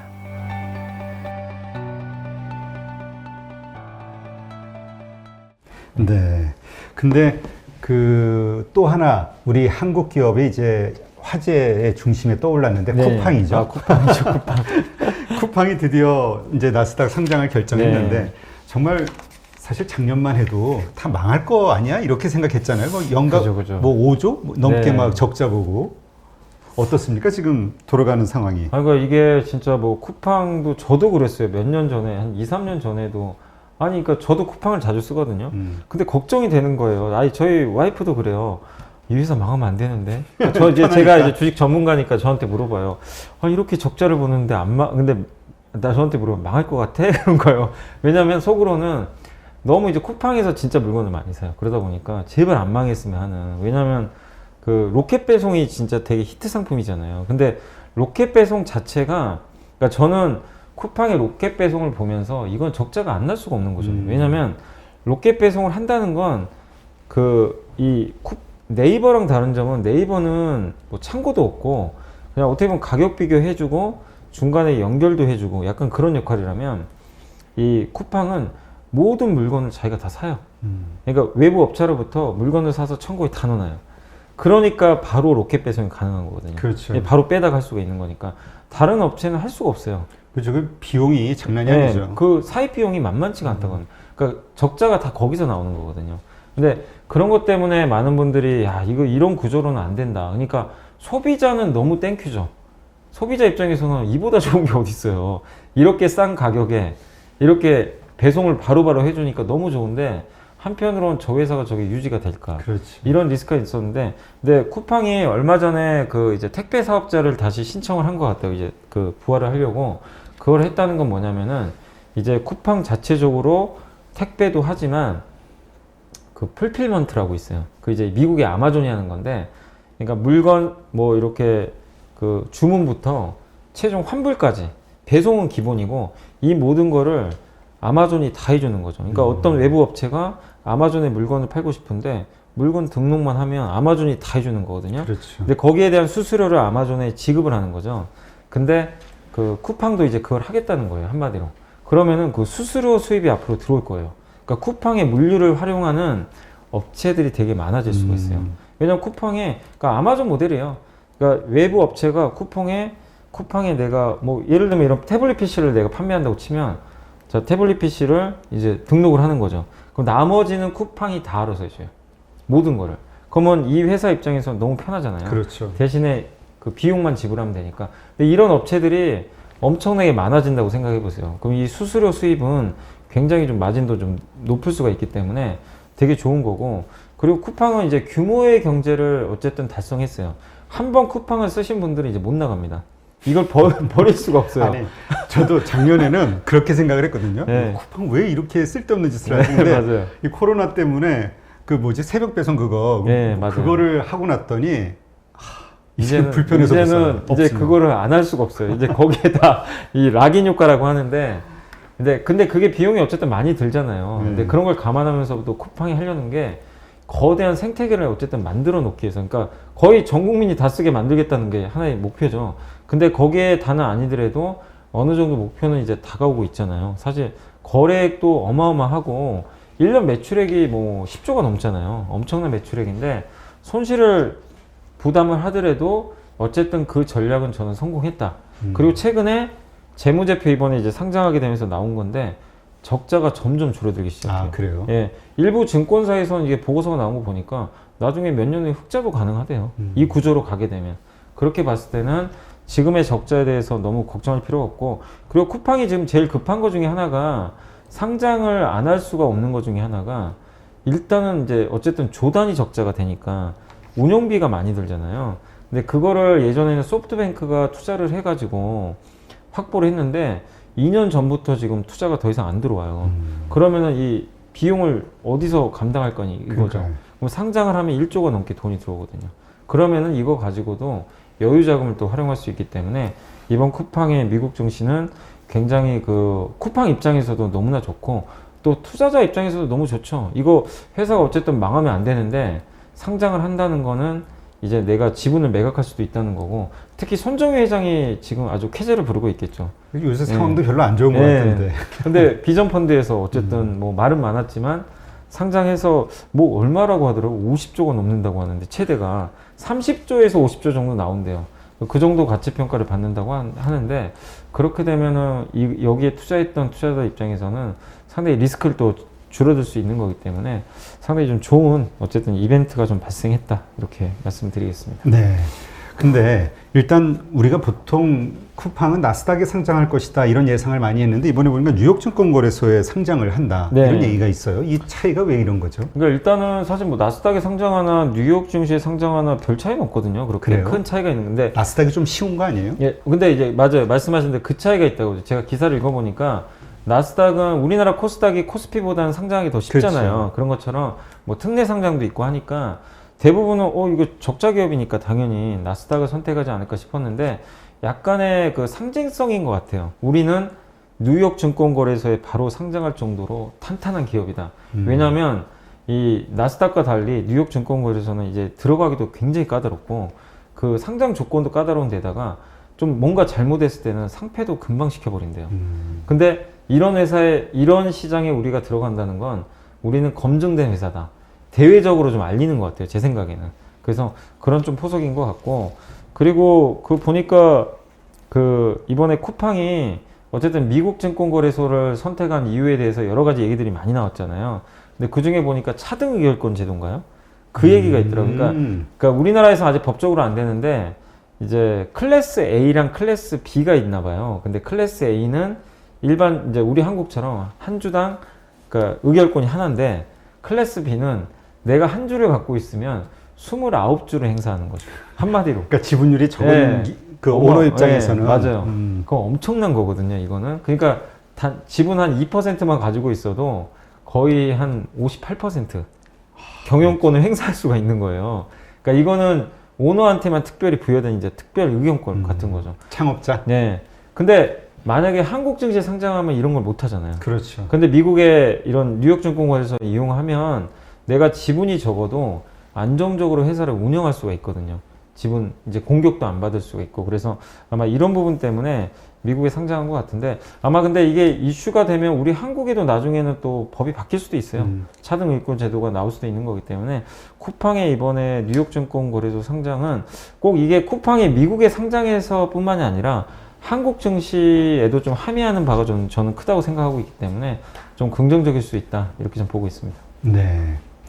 아, 그렇게 선택을 한 거 보면 일단 김범석 의장도 뉴스에 나온 거는 뭐 2% 이렇게 예, 안팎밖에 안 된다 예. 이런 도 나오는 네. 거죠. 그러니까 어느 정도 이제 안정적인 경영권 확보를 위해서 한국은 좀 어렵다고 택한 것 같아요. 미국 예전에 뭐 황금 준지, 황금 뭔지 하여튼 뭔가 있었던 거 기억이 예, 나는데 예. 그 우리는 뭐 재벌에 대한 특혜 이슈 맞아요. 이런 것 때문에 네. 잘 안 됐던 됐었죠. 것 같아요. 예, 맞습니다. 근데 앞으로 이제 뭔가 창업하고 이런 성장시켜 나가는 과정에서 투자자들을 계속 받으면은 결국 지분이 희석될 수밖에 없으니까 네. 좀 새로운 시스템이 만들어져야 될 것 같기는 해요. 네, 한국도. 맞습니다. 네. 그러니까 이런 그 유니콘 기업이라 그러잖아요. 네. 벤처 기업들이 사실 상장할 때 이제 이런 이슈 때문에 한국에 상장 못하는 경우들도 있긴 있는데 그런 이제 벤처 기업 활성화 측면에서도 미국 증시를 뭐 우리나라가 따라갈진 제가 모르겠지만 이런 부분도 한번 고민해 볼 필요는 있는 것 같습니다. 네.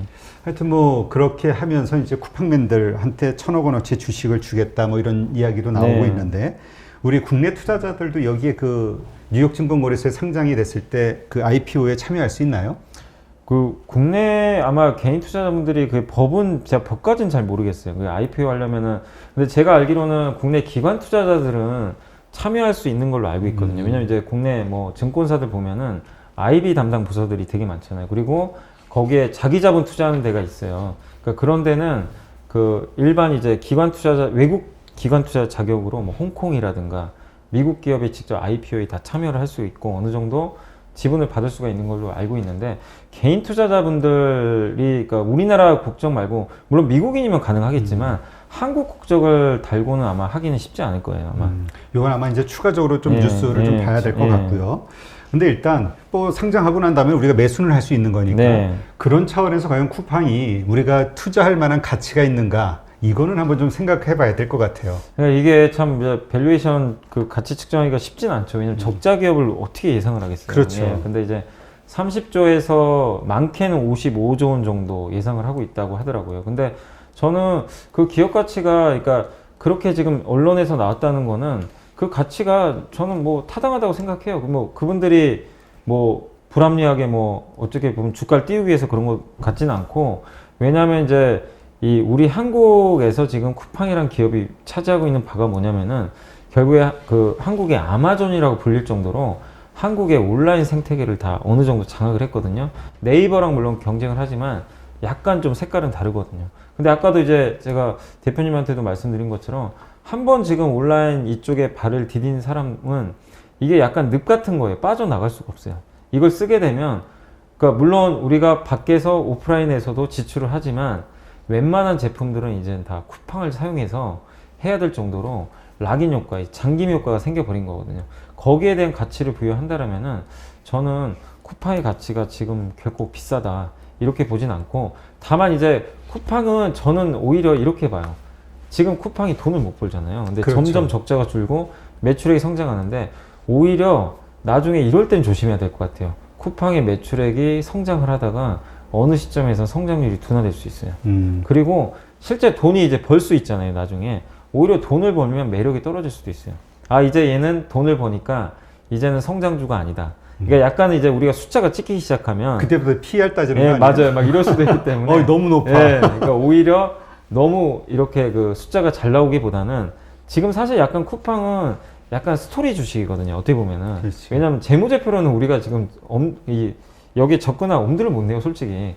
근데 몇 년 후에는 흑자가 날 수 있는데 오히려 흑자가 났을 때는 진짜 가치 평가가 그때는 정말 더 냉정해질 수도 있어요. 그래서 지금은 뭐 너무 비싸다 싸다 이런 거보다도 그 거래액 추이하고 매출액이 얼마나 느느냐 이익보다는 거기에 포커스를 맞추시고 보시면 좋겠고, 그 성장률이 계속 나오면 어쨌든 쿠팡은 충분히 투자 가치 여전히 있다 이렇게 좀 보고 있습니다. 네.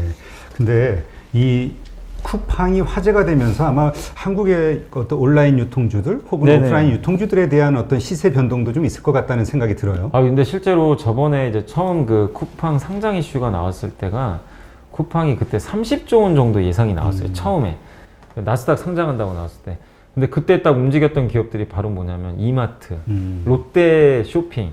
왜냐면 다 각각 온라인 그걸 갖고 있잖아요. 근데 그거를 계산을 해보니까 쿠팡과 똑같이 대입을 해보니까 그 롯데도 그 온라인 사업을 하고 있잖아요. 그 가치가 10조 원이나 계산을 했더라고요. 애널리스트 분이 했는데, 물론 쿠팡하고 똑같이 비교는 안 되지만 그 가치가 10조 원이나 될 정도로 굉장히 그 어떻게 보면은 국내 쿠팡 말고 다른 온라인 이 상거래하는 업체들이 너무나 할인을 받고 있었던 거예요. 어떻게 보면. 그러니까 이 쿠팡의 상장 이슈가 나온 게 국내 온라인 상거래 업체들한테는 너무나 좋은 이슈가 된 거고, 특히 이마트나 롯데쇼핑은 오프라인 기반이긴 하지만 온라인 커머스 공략을 엄청나게 열심히 지금 하고 있잖아요. 그런 면으로 보면은 다시 한번 주가가 재평가될 수 있는. 그래서 오늘 보니까 아까 이마트 주가도 그 뉴스 때문에 올라가더라고요. 그리고 네이버는 당연히 같이 비교를 하잖아요. 근데 네이버가 온라인 쇼핑만 하는 회사가 아니잖아요. 근데 네이버가 지금 시가총액 60조 가까이 되는데 지금 쿠팡이 55조? 그러니까 사람들이 봤을 때 이거 너무 싼 거 아니냐. 비교하니까. 예. 그래서 이제 그거를 우리가 흔히 하는 말로 피어 그룹이라 그러죠. 이제 또래 집단이라고 하는데, 뭐 마치 CATL이 그 전기차 배터리 1등인데 시가총액이 150조니까 LG화학이 지금 시가총액이 70조니까 LG화학이 너무 싸다고 인식을 하는 거랑 똑같은 효과가 이 쿠팡의 상장을 계기로 이렇게 이제 가셔야 되는 거죠. 사실 왜 이 말씀을 드리냐면, 쿠팡이 상장하기 전만 해도 우리나라의 큰 그 대형 유통회사 중에 온라인만 따로 상장된 회사가 별로 없잖아요. 그렇죠. 찾아보면 없어요. 왜냐면 다 사업이 섞여 있어요. 근데 쿠팡은 순수하게 그것만 하잖아요. 그러면은 쿠팡을 중심으로 해서 가치 평가를 할 수가 있어요. 그러니까 이게 굉장히 좋은 잣대가 돼가지고 관련 업체들한테도 주가를 좀 재평가할 수 있는 그런 계기가 생긴 것 같아서 굉장히 좀 의미 있는 저는 좀 사건 아닌가 이렇게 보고 있습니다. 근데 이런 얘기 하시는 분도 있어요. 이게 이제 한국의 아마존이라고 얘기하지만, 네. 아마존 같은 경우는 거의 자기네들이 그 발표를 이렇게 숨기는 어떤 경향이 있어서 그렇지만 거의 과점 이상일 거라고 예상을 네. 하잖아요. 50% 이상일 네. 거라고.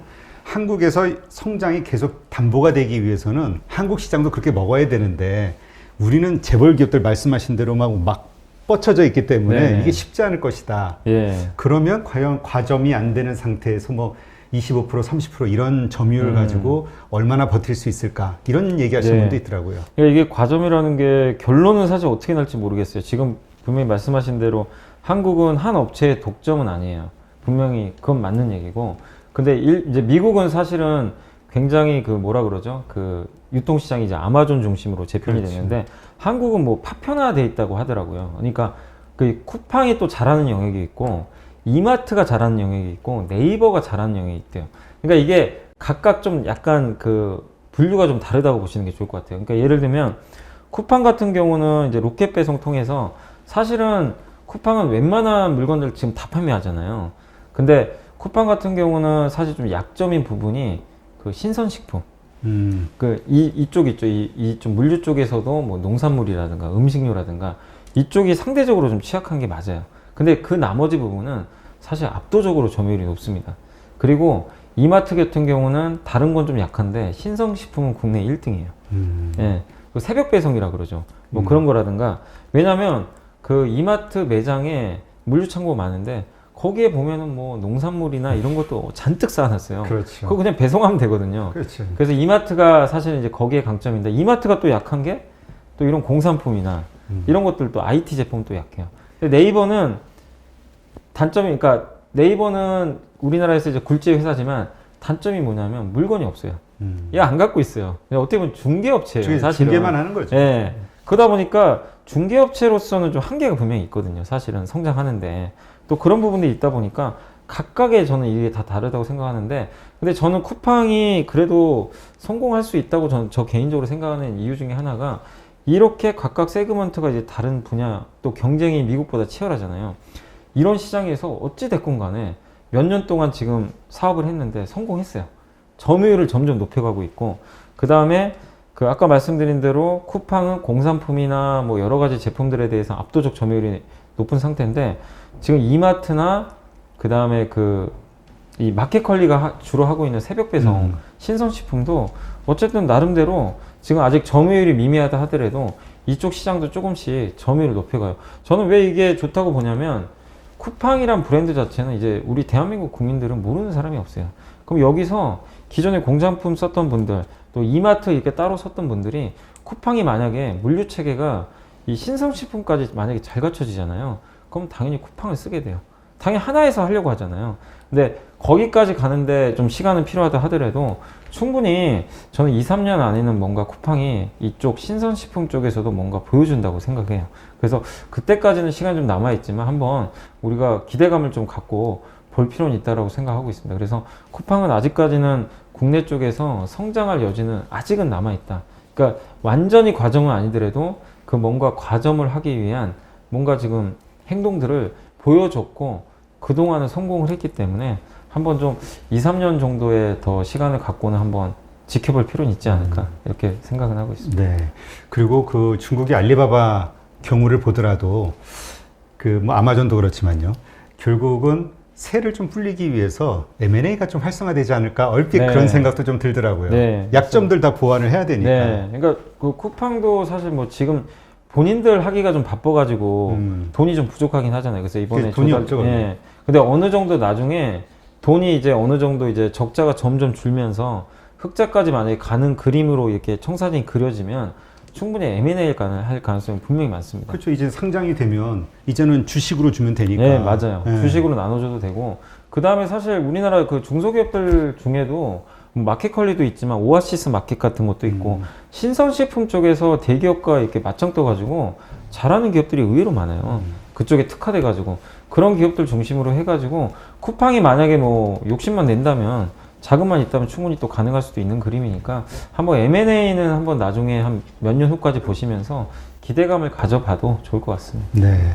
하여튼 쿠팡의 어떤 뉴욕 상장을 계기로 이 유통업계에도 뭔가 이 네. 회오리 바람이 불 것 네, 같은 맞습니다. 그런 느낌이 오네요.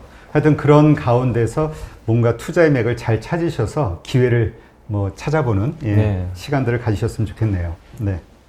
그러면 이번에 이제 그 요즘 그 거래 대금이 줄어들고 있다. 이게 이제 뉴스가 네. 되고 있는데 이게 어떤 걸 의미하는가? 많은 분들이 좀 불안해하기 때문에 좀 질문을 드릴게요.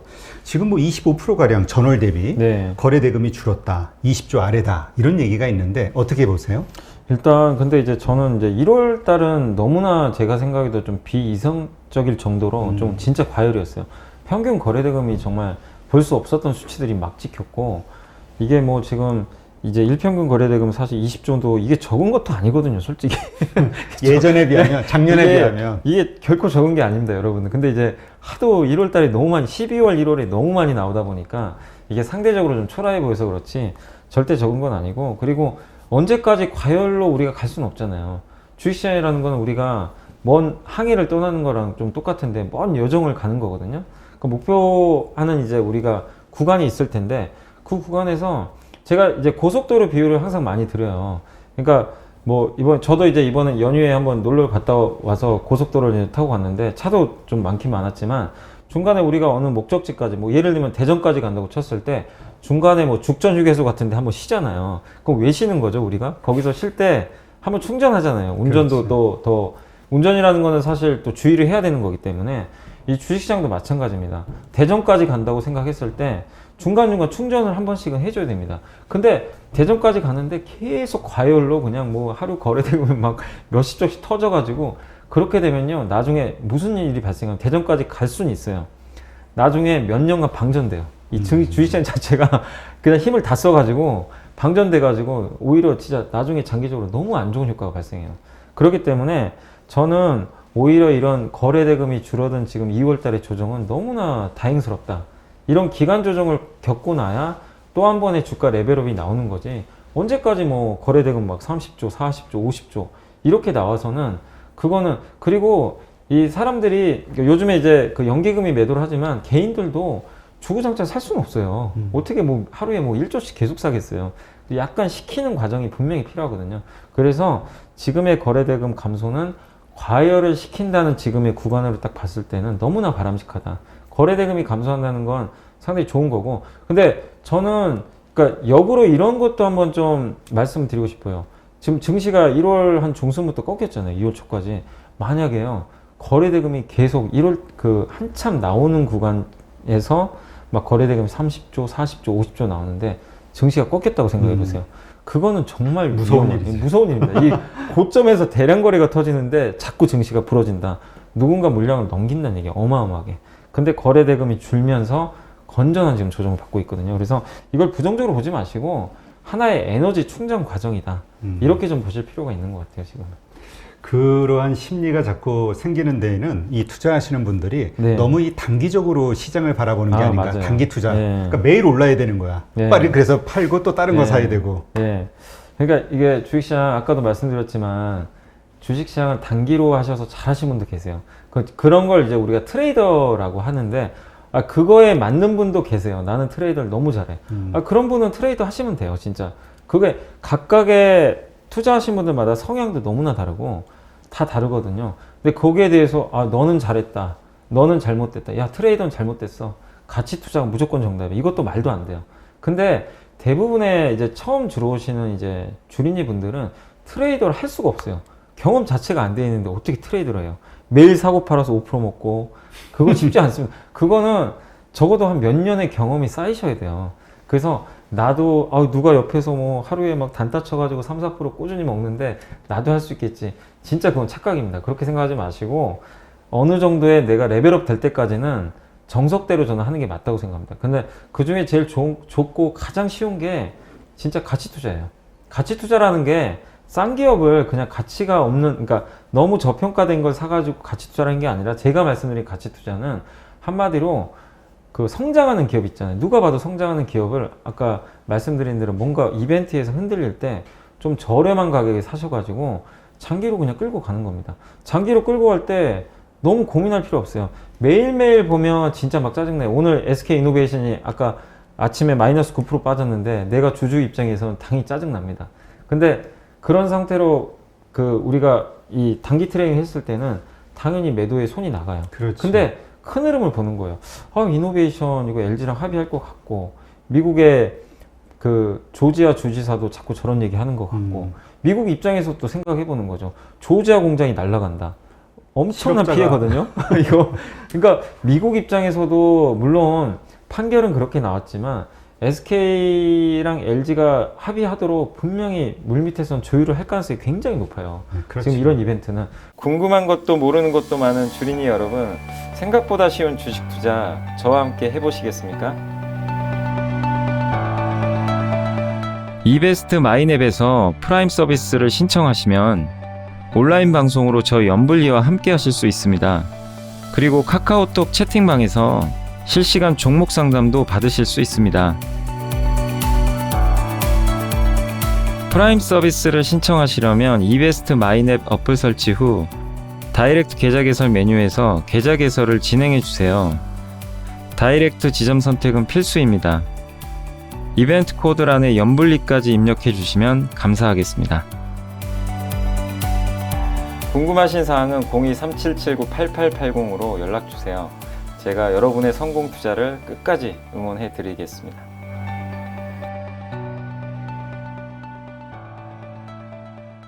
그리고 제일 중요한 게 사실 그게 중요한 게 아니고 앞으로 제일 중요한 게 뭐죠? 전기차 배터리 시장 앞으로 몇 년 동안 딱 보는 거죠. 커질 거냐 줄어들 거냐. 이거는 명확합니다. 커지는데 한국 기업이 그럼 경쟁력이 있냐 없냐. 그동안 검증됐잖아요. 경쟁력 있어요.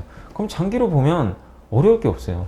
그냥 가져가면 되는데 매일매일 시세를 보니까 너무 어려운 거예요. 진짜 그 저번에 애플카도 기아차가 15% 빠진 날 하루만 보면 이거 진짜 미치거든요. 그치. 주주분들은 너무 힘든데 큰 그림으로 보자 이거예요. 기아차 그렇게 애플카 이슈 있어도 PER 10배밖에 안 되고 애플카 안 하면 어떻습니까? 또 전기차 앞으로 계속 나올 거고 그리고 전기차 플랫폼을 이미 가지고 있는 업체예요. 현대기아차는. 그런 큰 그림을 보면은 이 시장이 이미 열렸고 아니 애플이 띄워줄 정도면 이렇게 이 시장이 커진다고 이미 인정을 한 건데 왜 투자자들만 인정을 안 하세요? 그러니까 저는 그게 좀 답답해요. 주주분들은 물론 냉정하게 보긴 봐야 되겠지만 본인 종목에 대한 내가 믿음이 있다면 확신도 가지셔야 돼요. 그래서 너무 일희일비하지 말고 여러분들께서 지금 요새 뭐 증시가 오늘은 좋지만 지난주까지 너무 흔들렸잖아요. 흔들렸을 때 많은 분들이 좀 멘붕 오신 분들도 계셨겠지만 큰 그림을 보면 전혀 이상할 게 아닙니다. 거래대금 감소하는 것도 지극히 정상이고 이런 약간의 악재들도 그게 당연히 나올 수 있는 거예요. 그렇지만 큰 그림상 전혀 문제가 없기 때문에 지금의 조정 구간 여러분들 슬기롭게 견뎌내시고 제발 주린이 분들은 너무 일희일비 안 하셨으면 좋을 것 같아요. 진짜로 장기 투자하면 안 어렵습니다. 예. 그러니까 그 네. 쉬운데 그거를 지키기가 어려워서 그러니까 다들 이거를 고생을 하는 게 그 스마트폰을 다 뺏어야 될 것 같아요. 이거 안 보셔야 될 것 같아요. 시황을 볼 필요가 없다. 네, 뭐 이거 이런 생각. 매일매일. 예. 그러니까 시황 같은 거야 요즘에 그리고 그 장중에 굳이 안 보셔도 되는 게 또 좋은 유튜버 분들이 시황도 많이 정리도 해주시잖아요. 또 아니면 또 증권사에서도 해주니까 여러분들이 장중에 너무 스마트폰에 이렇게 몰입하지 마시고 조금 그 시간에 차라리 좀 여유 있게 산업 공부하시고 그러시면 더 좋을 것 같아요. 네. 지금 그 초반까지는 그 대형주, 우량 대형주 중심으로 많이 올랐잖아요. 네네네. 이제 많은 분들이 중소형주에 좀 관심을 가져라 했는데 어떻게 그 좀 별로 재미가 없는 것 같아요. 근데 아직까지는. 오늘은 아까 이제 제가 라이브 방송할 때도 오늘 좀 약간 의외였던 게 코스닥이 강하더라고요. 의외로. 그러니까 그동안은 코스피가 1% 가면 코스닥이 0.5%밖에 못 갔어요. 굉장히 소외받았는데 코스닥이 오늘 강한 거 보면은 일단 당분간 중소형주도 괜찮을 것 같아요. 왜냐하면 중소형주가 사실 저는 못나서는 아니거든요. 중소형주들이 근데 이제 코스닥이 약했던 게 바이오 비중이 좀 높잖아요. 근데 바이오들이 주로 진단키트나 코로나 치료제 관련주들이 좀 있잖아요. 신약 개발. 근데 이쪽 업체들이 최근에 좀 이벤트들이 좀 안 좋은 게 많이 나오다 보니까 그게 투자 심리 때문에 좀 안 좋았고 그다음 한 가지가 더 있는 게 뭐냐면 최근에 들어오신 주식 투자분들 성향이 어떠냐면 주식을 거의 안 해보신 분들이고 주린이들. 네, 주린이 분들이 그리고 그 지금 주식하는 자금들이요 대부분 다 그런 자금이에요. 그 예금에서 빼오거나 부동산 자금. 그건 굉장히 안전자산이거든요. 근데 이런 자금을 주식에 넣는다는 거는 코스닥 기업 잘 안 삽니다. 자기가 모르는 작은 기업 있잖아요. 관심 없어요. 안전한. 예, 누구나 아는 삼성전자 사요. 누구나 아는 현대차 사고 네이버 사고 카카오 삽니다. 그런 자금들이 들어오다 보니까 코스닥에 훈풍이 안 분 거예요. 그래서 상대적으로 코스닥이 좋은 기업이 진짜 많거든요. 근데 그 좋은 장이 완전히 왕따 당하더라고요. 제가 이렇게 관찰해 보니까 이 기업이 왜 여기서 거래가 되지? 이해가 안 될 정도로. 근데 원인은 아까 말씀드린 그런 이유들 때문이에요. 근데 영원히 소외받는 건 없어요. 주가는 정직합니다. 쏠리면, 그러니까 한쪽으로 쏠리면 소외받던 쪽이 나중에 반드시 보상을 또 받아요. 근데 지금 오늘 보니까 그 흐름이 저는 시작된 것 같아요. 그래서 지금은 코스피의 대형주도 물론 좋아요. 그쪽에서도 흔들리면 비중 확대하시는 것도 좋지만 코스닥에 진짜 알짜 기업들 되게 많은데 그런 기업들 중에 아직 못 올라간 기업들이 있다면 진짜 물반 고기반입니다. 그런 기업들 아직 안 가는 거 있으면요, 겁먹지 마세요. 특히 4분기 실적 발표 끝났잖아요. 그런 기업들 중에 실적도 잘 나온 기업까지 혹시 있다. 그러면 여러분 주저하지 마시고 그냥 선택하시면 돼요.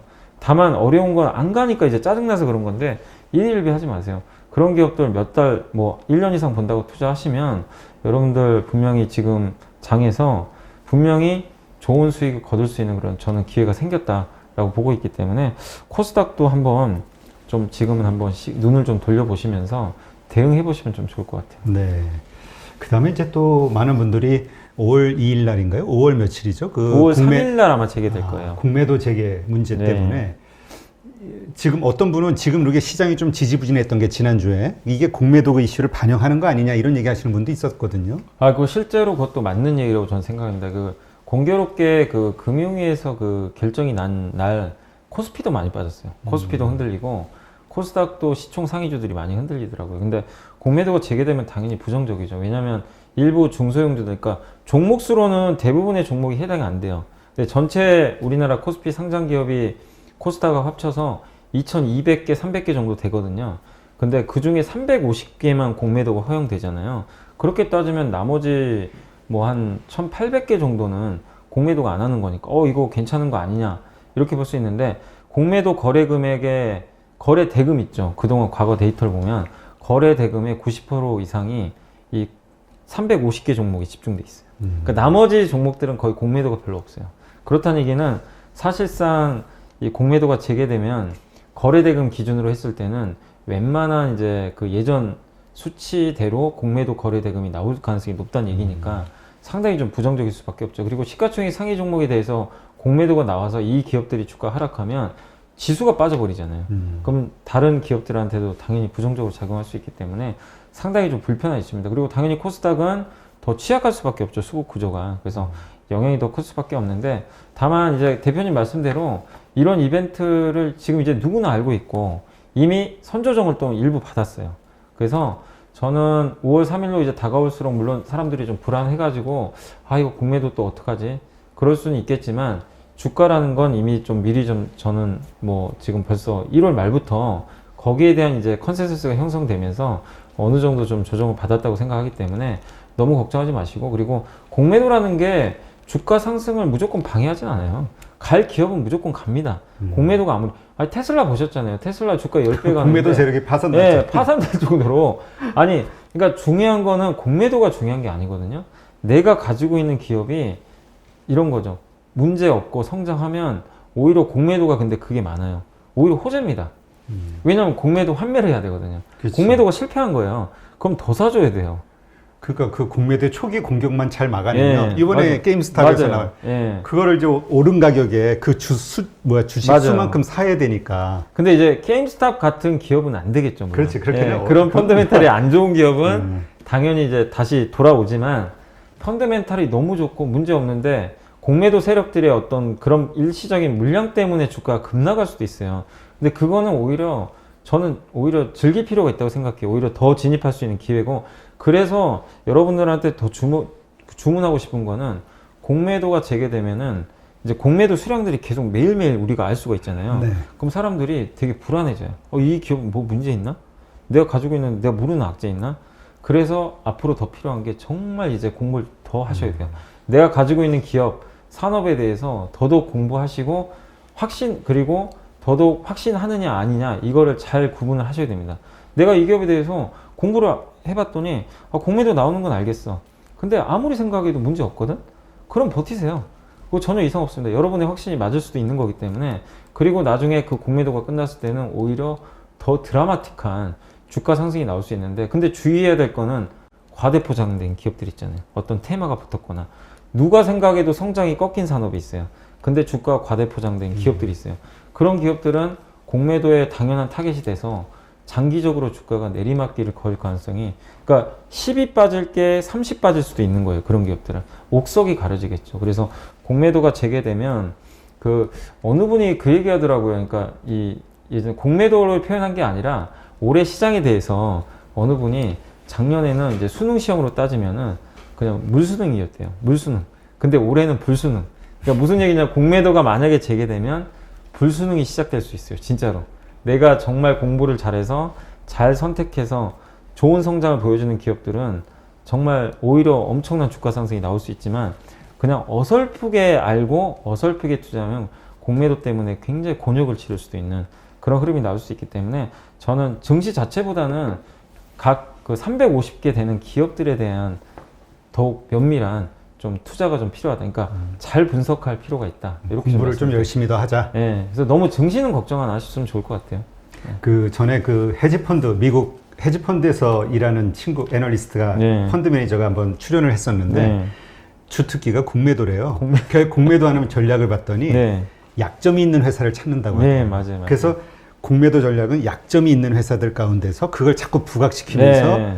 그러니까 우리가 좀 좋은 기업 위주로 한다고 하면 조금 그래도 도움이 되지 않을까. 그리고 이게 공매도 세력들도 이번에 게임스탑 사태 때문에 무서워서 못할 것 굉장히 같아요. 아마 이번에 충격을 받았을 거예요. 왜냐하면 한국에서도 그러지 말라는 법은 없거든요. 맞아요. 그래서 아무 기업이나 쉽게 못해요. 이제는 옛날처럼 뭐 무차익 공매도를 한다거나, 더더욱 그래서 아마 공매도 헤지펀드들도 더욱더 신경을 쓸 수밖에 없기 때문에, 과거처럼 공매도 재개된다고 해서 무조건 저는 공포감을 가질 필요가 없을 것 같고, 그리고 사실 테슬라 아까 말씀드렸지만 테슬라의 약점이 되게 많았잖아요. 그래서 저는 이제 그 얘기 들으니까 생각이 나요. 테슬라 예전에 증권가에서 몇 년 전에 다 부도난다 그랬어요. 그랬죠. 예. 그게 그러다 보니까 이제 공매도 세력들이 저는 더 부풀렸던 것 같아요. 공매도를 쳐놓고 기사를 더 터트린 거죠, 사실은. 이게 몇 년 안에 부도난다, 양산 못한다, 이거 만드는 거 제대로 만들기나 했냐, 그런 걸 부각시키는 거죠. 근데 그때 당시에는 아직은 대량 양산하기 힘든 시기잖아요. 근데 그런 것들이 더 부각돼서 테슬라도 곤욕을 치렀던 적이 있는데, 근데 결국 되는 기업은 됩니다, 오히려. 그래서 여러분들이 더욱더 세밀하게 진짜 공부를 해봐야 될 것 같아요, 지금. 네. 하여튼 이번에 공매도 세력들도 이번에 개인들의 어떤 파워를 받기 때문에 네, 그렇게 맞습니다. 쉽게 함부로 예전처럼 네, 만만하게 못해요. 보고 하지는 못할 네, 것 같아요. 네, 쉽게 못할 것 같아요. 근데 그렇죠. 근데 하여튼 이 개인 투자자들이 가지고 있는 피해 의식이 상당히 크기 때문에 이 정말 또 실제로 그렇게 피해를 많이 본 분들도 있고, 네, 그러다 맞아요. 보니까 되게 민감해 하시더라고요. 그러니까 저는 좀 이제 금융당국에 좀 그 얘기는 하고 싶어요. 뭐냐면 이제 개인 투자분들 많이 바라시는 건데, 뭐 공매도야 전 세계 어느 나라는 다 이번에 그 보니까 어디더라? 인도네시아 인도네시아라고 빼고는, 들은 것 예, 같아요. 거기 빼고는 네. 다 지금 이미 됐기 때문에 공매도를 하는 것 자체가 문제는 아닙니다. 이제 저도 솔직히 저 개인적으로는 공매도 없었으면 좋겠어요. 저도 솔직히. 왜냐면 수급에 그건 불리한 거거든요. 사실 장기 투자하시는 분들 입장에서는 매도부터 나오니까. 근데 이 제도를 없앨 수 없잖아요. 그러면 제도가 있다고 생각한다면 모두 다 수긍할 수 있는 제도여야 됩니다. 합리적으로 가야 되는데 왜 개인 투자자들이 왜 이렇게 뿔이 났겠어요? 이 공매도 세력들이 아까 말씀하신 대로 의도적으로 뭔가 이 회사에 있지도 않은 거짓 소문을 퍼뜨린다거나, 아니면 무차익 공매도, 빌리지도 않고 그냥 공매도를 때려요. 실제 그런 일들이 비일비재했다고 하잖아요. 그리고 기울어진 운동장, 왜 개인은 공매도를 못하게 하고 너네들만 하게 하느냐, 이런 거에 대한 거, 이런 거에 대해서 금융당국이 정말 명쾌하고 합리적으로 그 다음에 투명하게 운영을 해야 될 것 같아요. 그러면 개인 투자분들도 저는 분명히 수긍할 수 있다고 생각합니다. 근데 그런 게 뭐 만약 재개가 됐는데 여전히 해결이 안 됐다, 그러면은 개인 투자분들은 더욱더 화를 낼 수밖에 없거든요. 그래서 네. 이런 부분은 좀 어쨌든 앞으로 계속 우리가 검증을 해 나가야 될 것 같아요. 네. 예. 하여튼 저희 815 모니터에서도 그래서 공매도에 찬성하시는 분, 그 다음에 그 한투연인가 뭐 이렇게 반대하는 네. 거기 대표 이 분들한테 일단 공매도 찬성하시는 분은 촬영이 끝났는데 네. 그분도 아. 이제 촬영이 끝나면 반대하는 분 네. 논리 예. 해서 비교하면서 방송을 해보려고 네. 하는데 워낙 민감하긴 한가 봐요. 그죠, 이분이 민감하죠. 하도 협박을 많이 받아서 아이고. 방검복을 입고 다니더라고요. 깜짝 놀랐는데 네. 하여튼 그만큼 이제 우리 개인 투자자들이 민감해하는 문제라는 게 자꾸 걱정이 근데 이제 되고요. 그 얘기는 꼭 해드리고 싶어요. 아니 물론 이제 개인 투자분들의 의사에 반하는 말씀하시는 분도 계시죠. 대부분은 이걸 생각하는데 이쪽으로. 근데 저는 너무 비난을 안 하셨으면 좋겠어요. 왜냐면은 그분이, 그러니까 이런 건 비난하셔도 돼요. 그분이 그냥 말도 안 되는 논리로 그냥 뭐 생트집 잡는 것처럼 그냥 무조건 자기 주장만 고집하는 분도 있어요. 그런 분은 여러분이 생각했을 때 비난해도 괜찮아요. 근데 그분이 뭐 만약에 공매도에 찬성하는 분이 나오셔가지고 얘기를 하는데 그 논리가 합당하다면 그거를 논리적으로 비판을 하시는 거 좋은데, 그분이 인신공격을 한다거나 그렇지. 그거는 진짜 아닙니다. 그건 투자로서 해서는 안 되는 저는 그 행위라고 좀 보고 있기 때문에 여러분들이 기분은 나쁠 수 있지만 좀 이성적으로 그 비판을 하시면 좀 좋을 것 같아요. 네. 네. 하여튼 뭐 이 돈과 관련된 주식시장 이런 금융시장은 아주 냉철함이 필요하잖아요. 아, 그럼요. 네. 그 어느 연구원분이 그 박종대 하나대투의 그 하나금융투자 박종대 분이 그 얘기 하셨더라고요. 자기 그러니까 유튜브 채널을 운영하시는 분인데 그분께 저도 이제 거기에 굉장히 공감을 했던 게 제발 개인 투자자분들이 너무 감정이 많이 휩쓸린다. 그러니까 감정 냉철하게 해야 되는데 어떤 정치적인 이슈가 생기거나 이런 것들이 생겼을 때 그러니까 예를 들면 뭐 민주당을 싫어하시는 분도 계실 거고 아니 국민의힘을 싫어하시는 그러니까 약간 이제 정치 성향이 다를 수 있잖아요. 그렇죠. 근데 그거를 주식에 대입을 하는 거예요. 그러면 안 되거든요. 주식은 냉정해야 돼요. 그 당이 중요한 게 아니라 내가 가지고 있는 기업이 어떤 정책적 이슈가 생겼을 때 어떤 피해를 보고 어떤 호재를 보고 이것만 판단해야 되는데 내가 좋아하는 정당을 보고 판단을 하세요. 그건 진짜 아니거든요. 그래서 투자와 내가 생각하는 이념은 진짜 분리하셨으면 좋겠어요. 네. 그게 좀 진짜 정답인 것 같습니다. 네, 하여튼 이런 유연한 사고가 반드시 네. 우리가 투자자라면 가져야 될 덕목이 아닌가 생각이 네. 들고요. 마지막 질문을 좀 드리면 네. 이제 우리 고점 3,200선 이렇게 하면서 고점을 찍었을 때 투자한 네. 그분들이 이제 손실을 보고 있단 말이에요. 네. 그러니까 막 고민이 많은 거예요. 이거 팔은 뭐 손실 처리하신 분도 있고 지금 가지고 있는 걸 어떻게 팔아야 되나? 어떻습니까? 계속 보유해야 되는 종목과 팔아야 하는 종목, 내가 가지고 있는 주식 가운데서 그걸 어떻게 분간할 수 있죠? 그거는 이제 분명히 분간을 하셔야 될 것 같아요. 그러니까 일단 비싸게 샀잖아요. 네. 비싸게 샀지만 저는 이제 개인적으로는 어쨌든 3,200에 사신 분도 너무 걱정하지 마시라고는 말씀을 드리고 싶어요. 3,200이 저는 결코 고점이라고 생각 안 하고 여전히 글로벌 평균과 따져봤을 때는 우리 한국이 글로벌 평균 PBR 받으면 4,000 넘어가야 돼요, 사실은. 근데 거기까지 갈지는 모르지만 분명히 지금 비싼 건 아닙니다. 그리고 이익 전망치도 올라가는 걸 봤을 때는 3,200도 지금 어떻게 보면 시작일 수도 있어요, 나중에 보면은. 그래서 너무 겁먹지 마시되 다만 중요한 게 뭐냐면 만약에 4,000을 갈 수도 있잖아요. 근데 어떤 분은 3,200에서 예를 들면은 뭐 2차 전지나 반도체나 전장 부품 같은 좋은 기업을 포트를 잘 꾸려놨어요. 거기다가 일부 이제 경기가 회복되니까 뭐 의류주라든가 백화점이라든가 아니 일부 정유회사들 최악을 탈피하는 걸로 골고루 잘 해놨어요. 그런 분들이라면 3,200에서 물려도 내가 비싸게 샀다는 게 그게 이제 뭐 자기 손가락을 좀 원망할 수도 있지만 그것만 제외한다면 전혀 잘못된 건 아니거든요. 근데 3,200에서 내가 주식을 샀는데 어떤 말도 안 되는 테마주를 사셨거나 정말 높은 가격에 아니면은 점점 그 성장이 둔화되는 사업들 있잖아요. 아까 말씀드린 뭐 이런 이제 그 전기차 전용 부품이 아니고 그냥 내연기관에 들어가는 부품 회사 아니면 코로나19가 이제 점점 완화되면서 뭐 코로나19 진단키트 만드는 회사들은 점점 이제 힘들어질 수밖에 없잖아요, 사실은. 그렇죠. 그런 걸 샀다든가, 그러니까 약간 꺾이는 산업에 있는 업종을 내가 무턱대고 너무 비싸게 샀다면 그건 여러분이 더 잘하실 거예요. 그래서 지금 하셔야 될 거는 3,200에 사신 분들은 내가 물려서 걱정할 게 아니에요. 걱정할 게 아니라 가지고 있는 종목이 10개면 10개를 다 하나씩 써보세요. 그러니까 냉정하게 써보세요. 뭐 예를 들면 삼성전자 앞으로 좋아질 거, 나빠질 거, 그럼 장기 의견, 본인의 의견을 쓰세요. 나쁘지 않다. 그러면 더 사도 돼요. 근데 만약에 앞으로 꺾이는 산업이다. 어떤 B라는 종목이 꺾이는 산업에 속해 있다. 우리가 냉정하게 판단할 수 있잖아요. 그렇죠. 그러면 과감하게 정리하세요. 지수 올라갈 때 또 팔긴 좋잖아요. 정리하셔서 뭐 아까 말씀드린 삼성전자로 교체하셔도 괜찮고 성장하는 쪽으로 아니면은 중소형주 중에서 지금 소외받는 거 되게 많거든요. 실적 좋은 거 갈아타도 되거든요. 그러니까 3,200이라는 그 함정에 빠지지 마시고 거기에 또 매몰돼 가지고 이거 어떡하지 걱정할 이유가 전혀 없어요. 오히려 기회 같아요, 저는. 그래서 지금은 A부터 뭐 A, B, C, D, E라고 치면 잘 하나씩 발라내 가지고 보유할 거, 팔 거, 더 살 거 한번 면밀히 그 구분을 해자자. 그 정답은 누구도 몰라요. 그건 여러분이 알고 있으니까 여러분이 잘 판단하시면 좋을 것 같습니다. 네.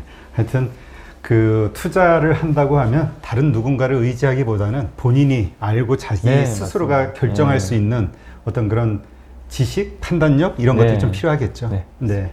네, 오늘도 좋은 시간 가졌고요. 또 다음 주 월요일 날 더 좋은 주제들로 또 이야기를 나누도록 하시죠. 네. 오늘 수고하셨습니다. 감사합니다.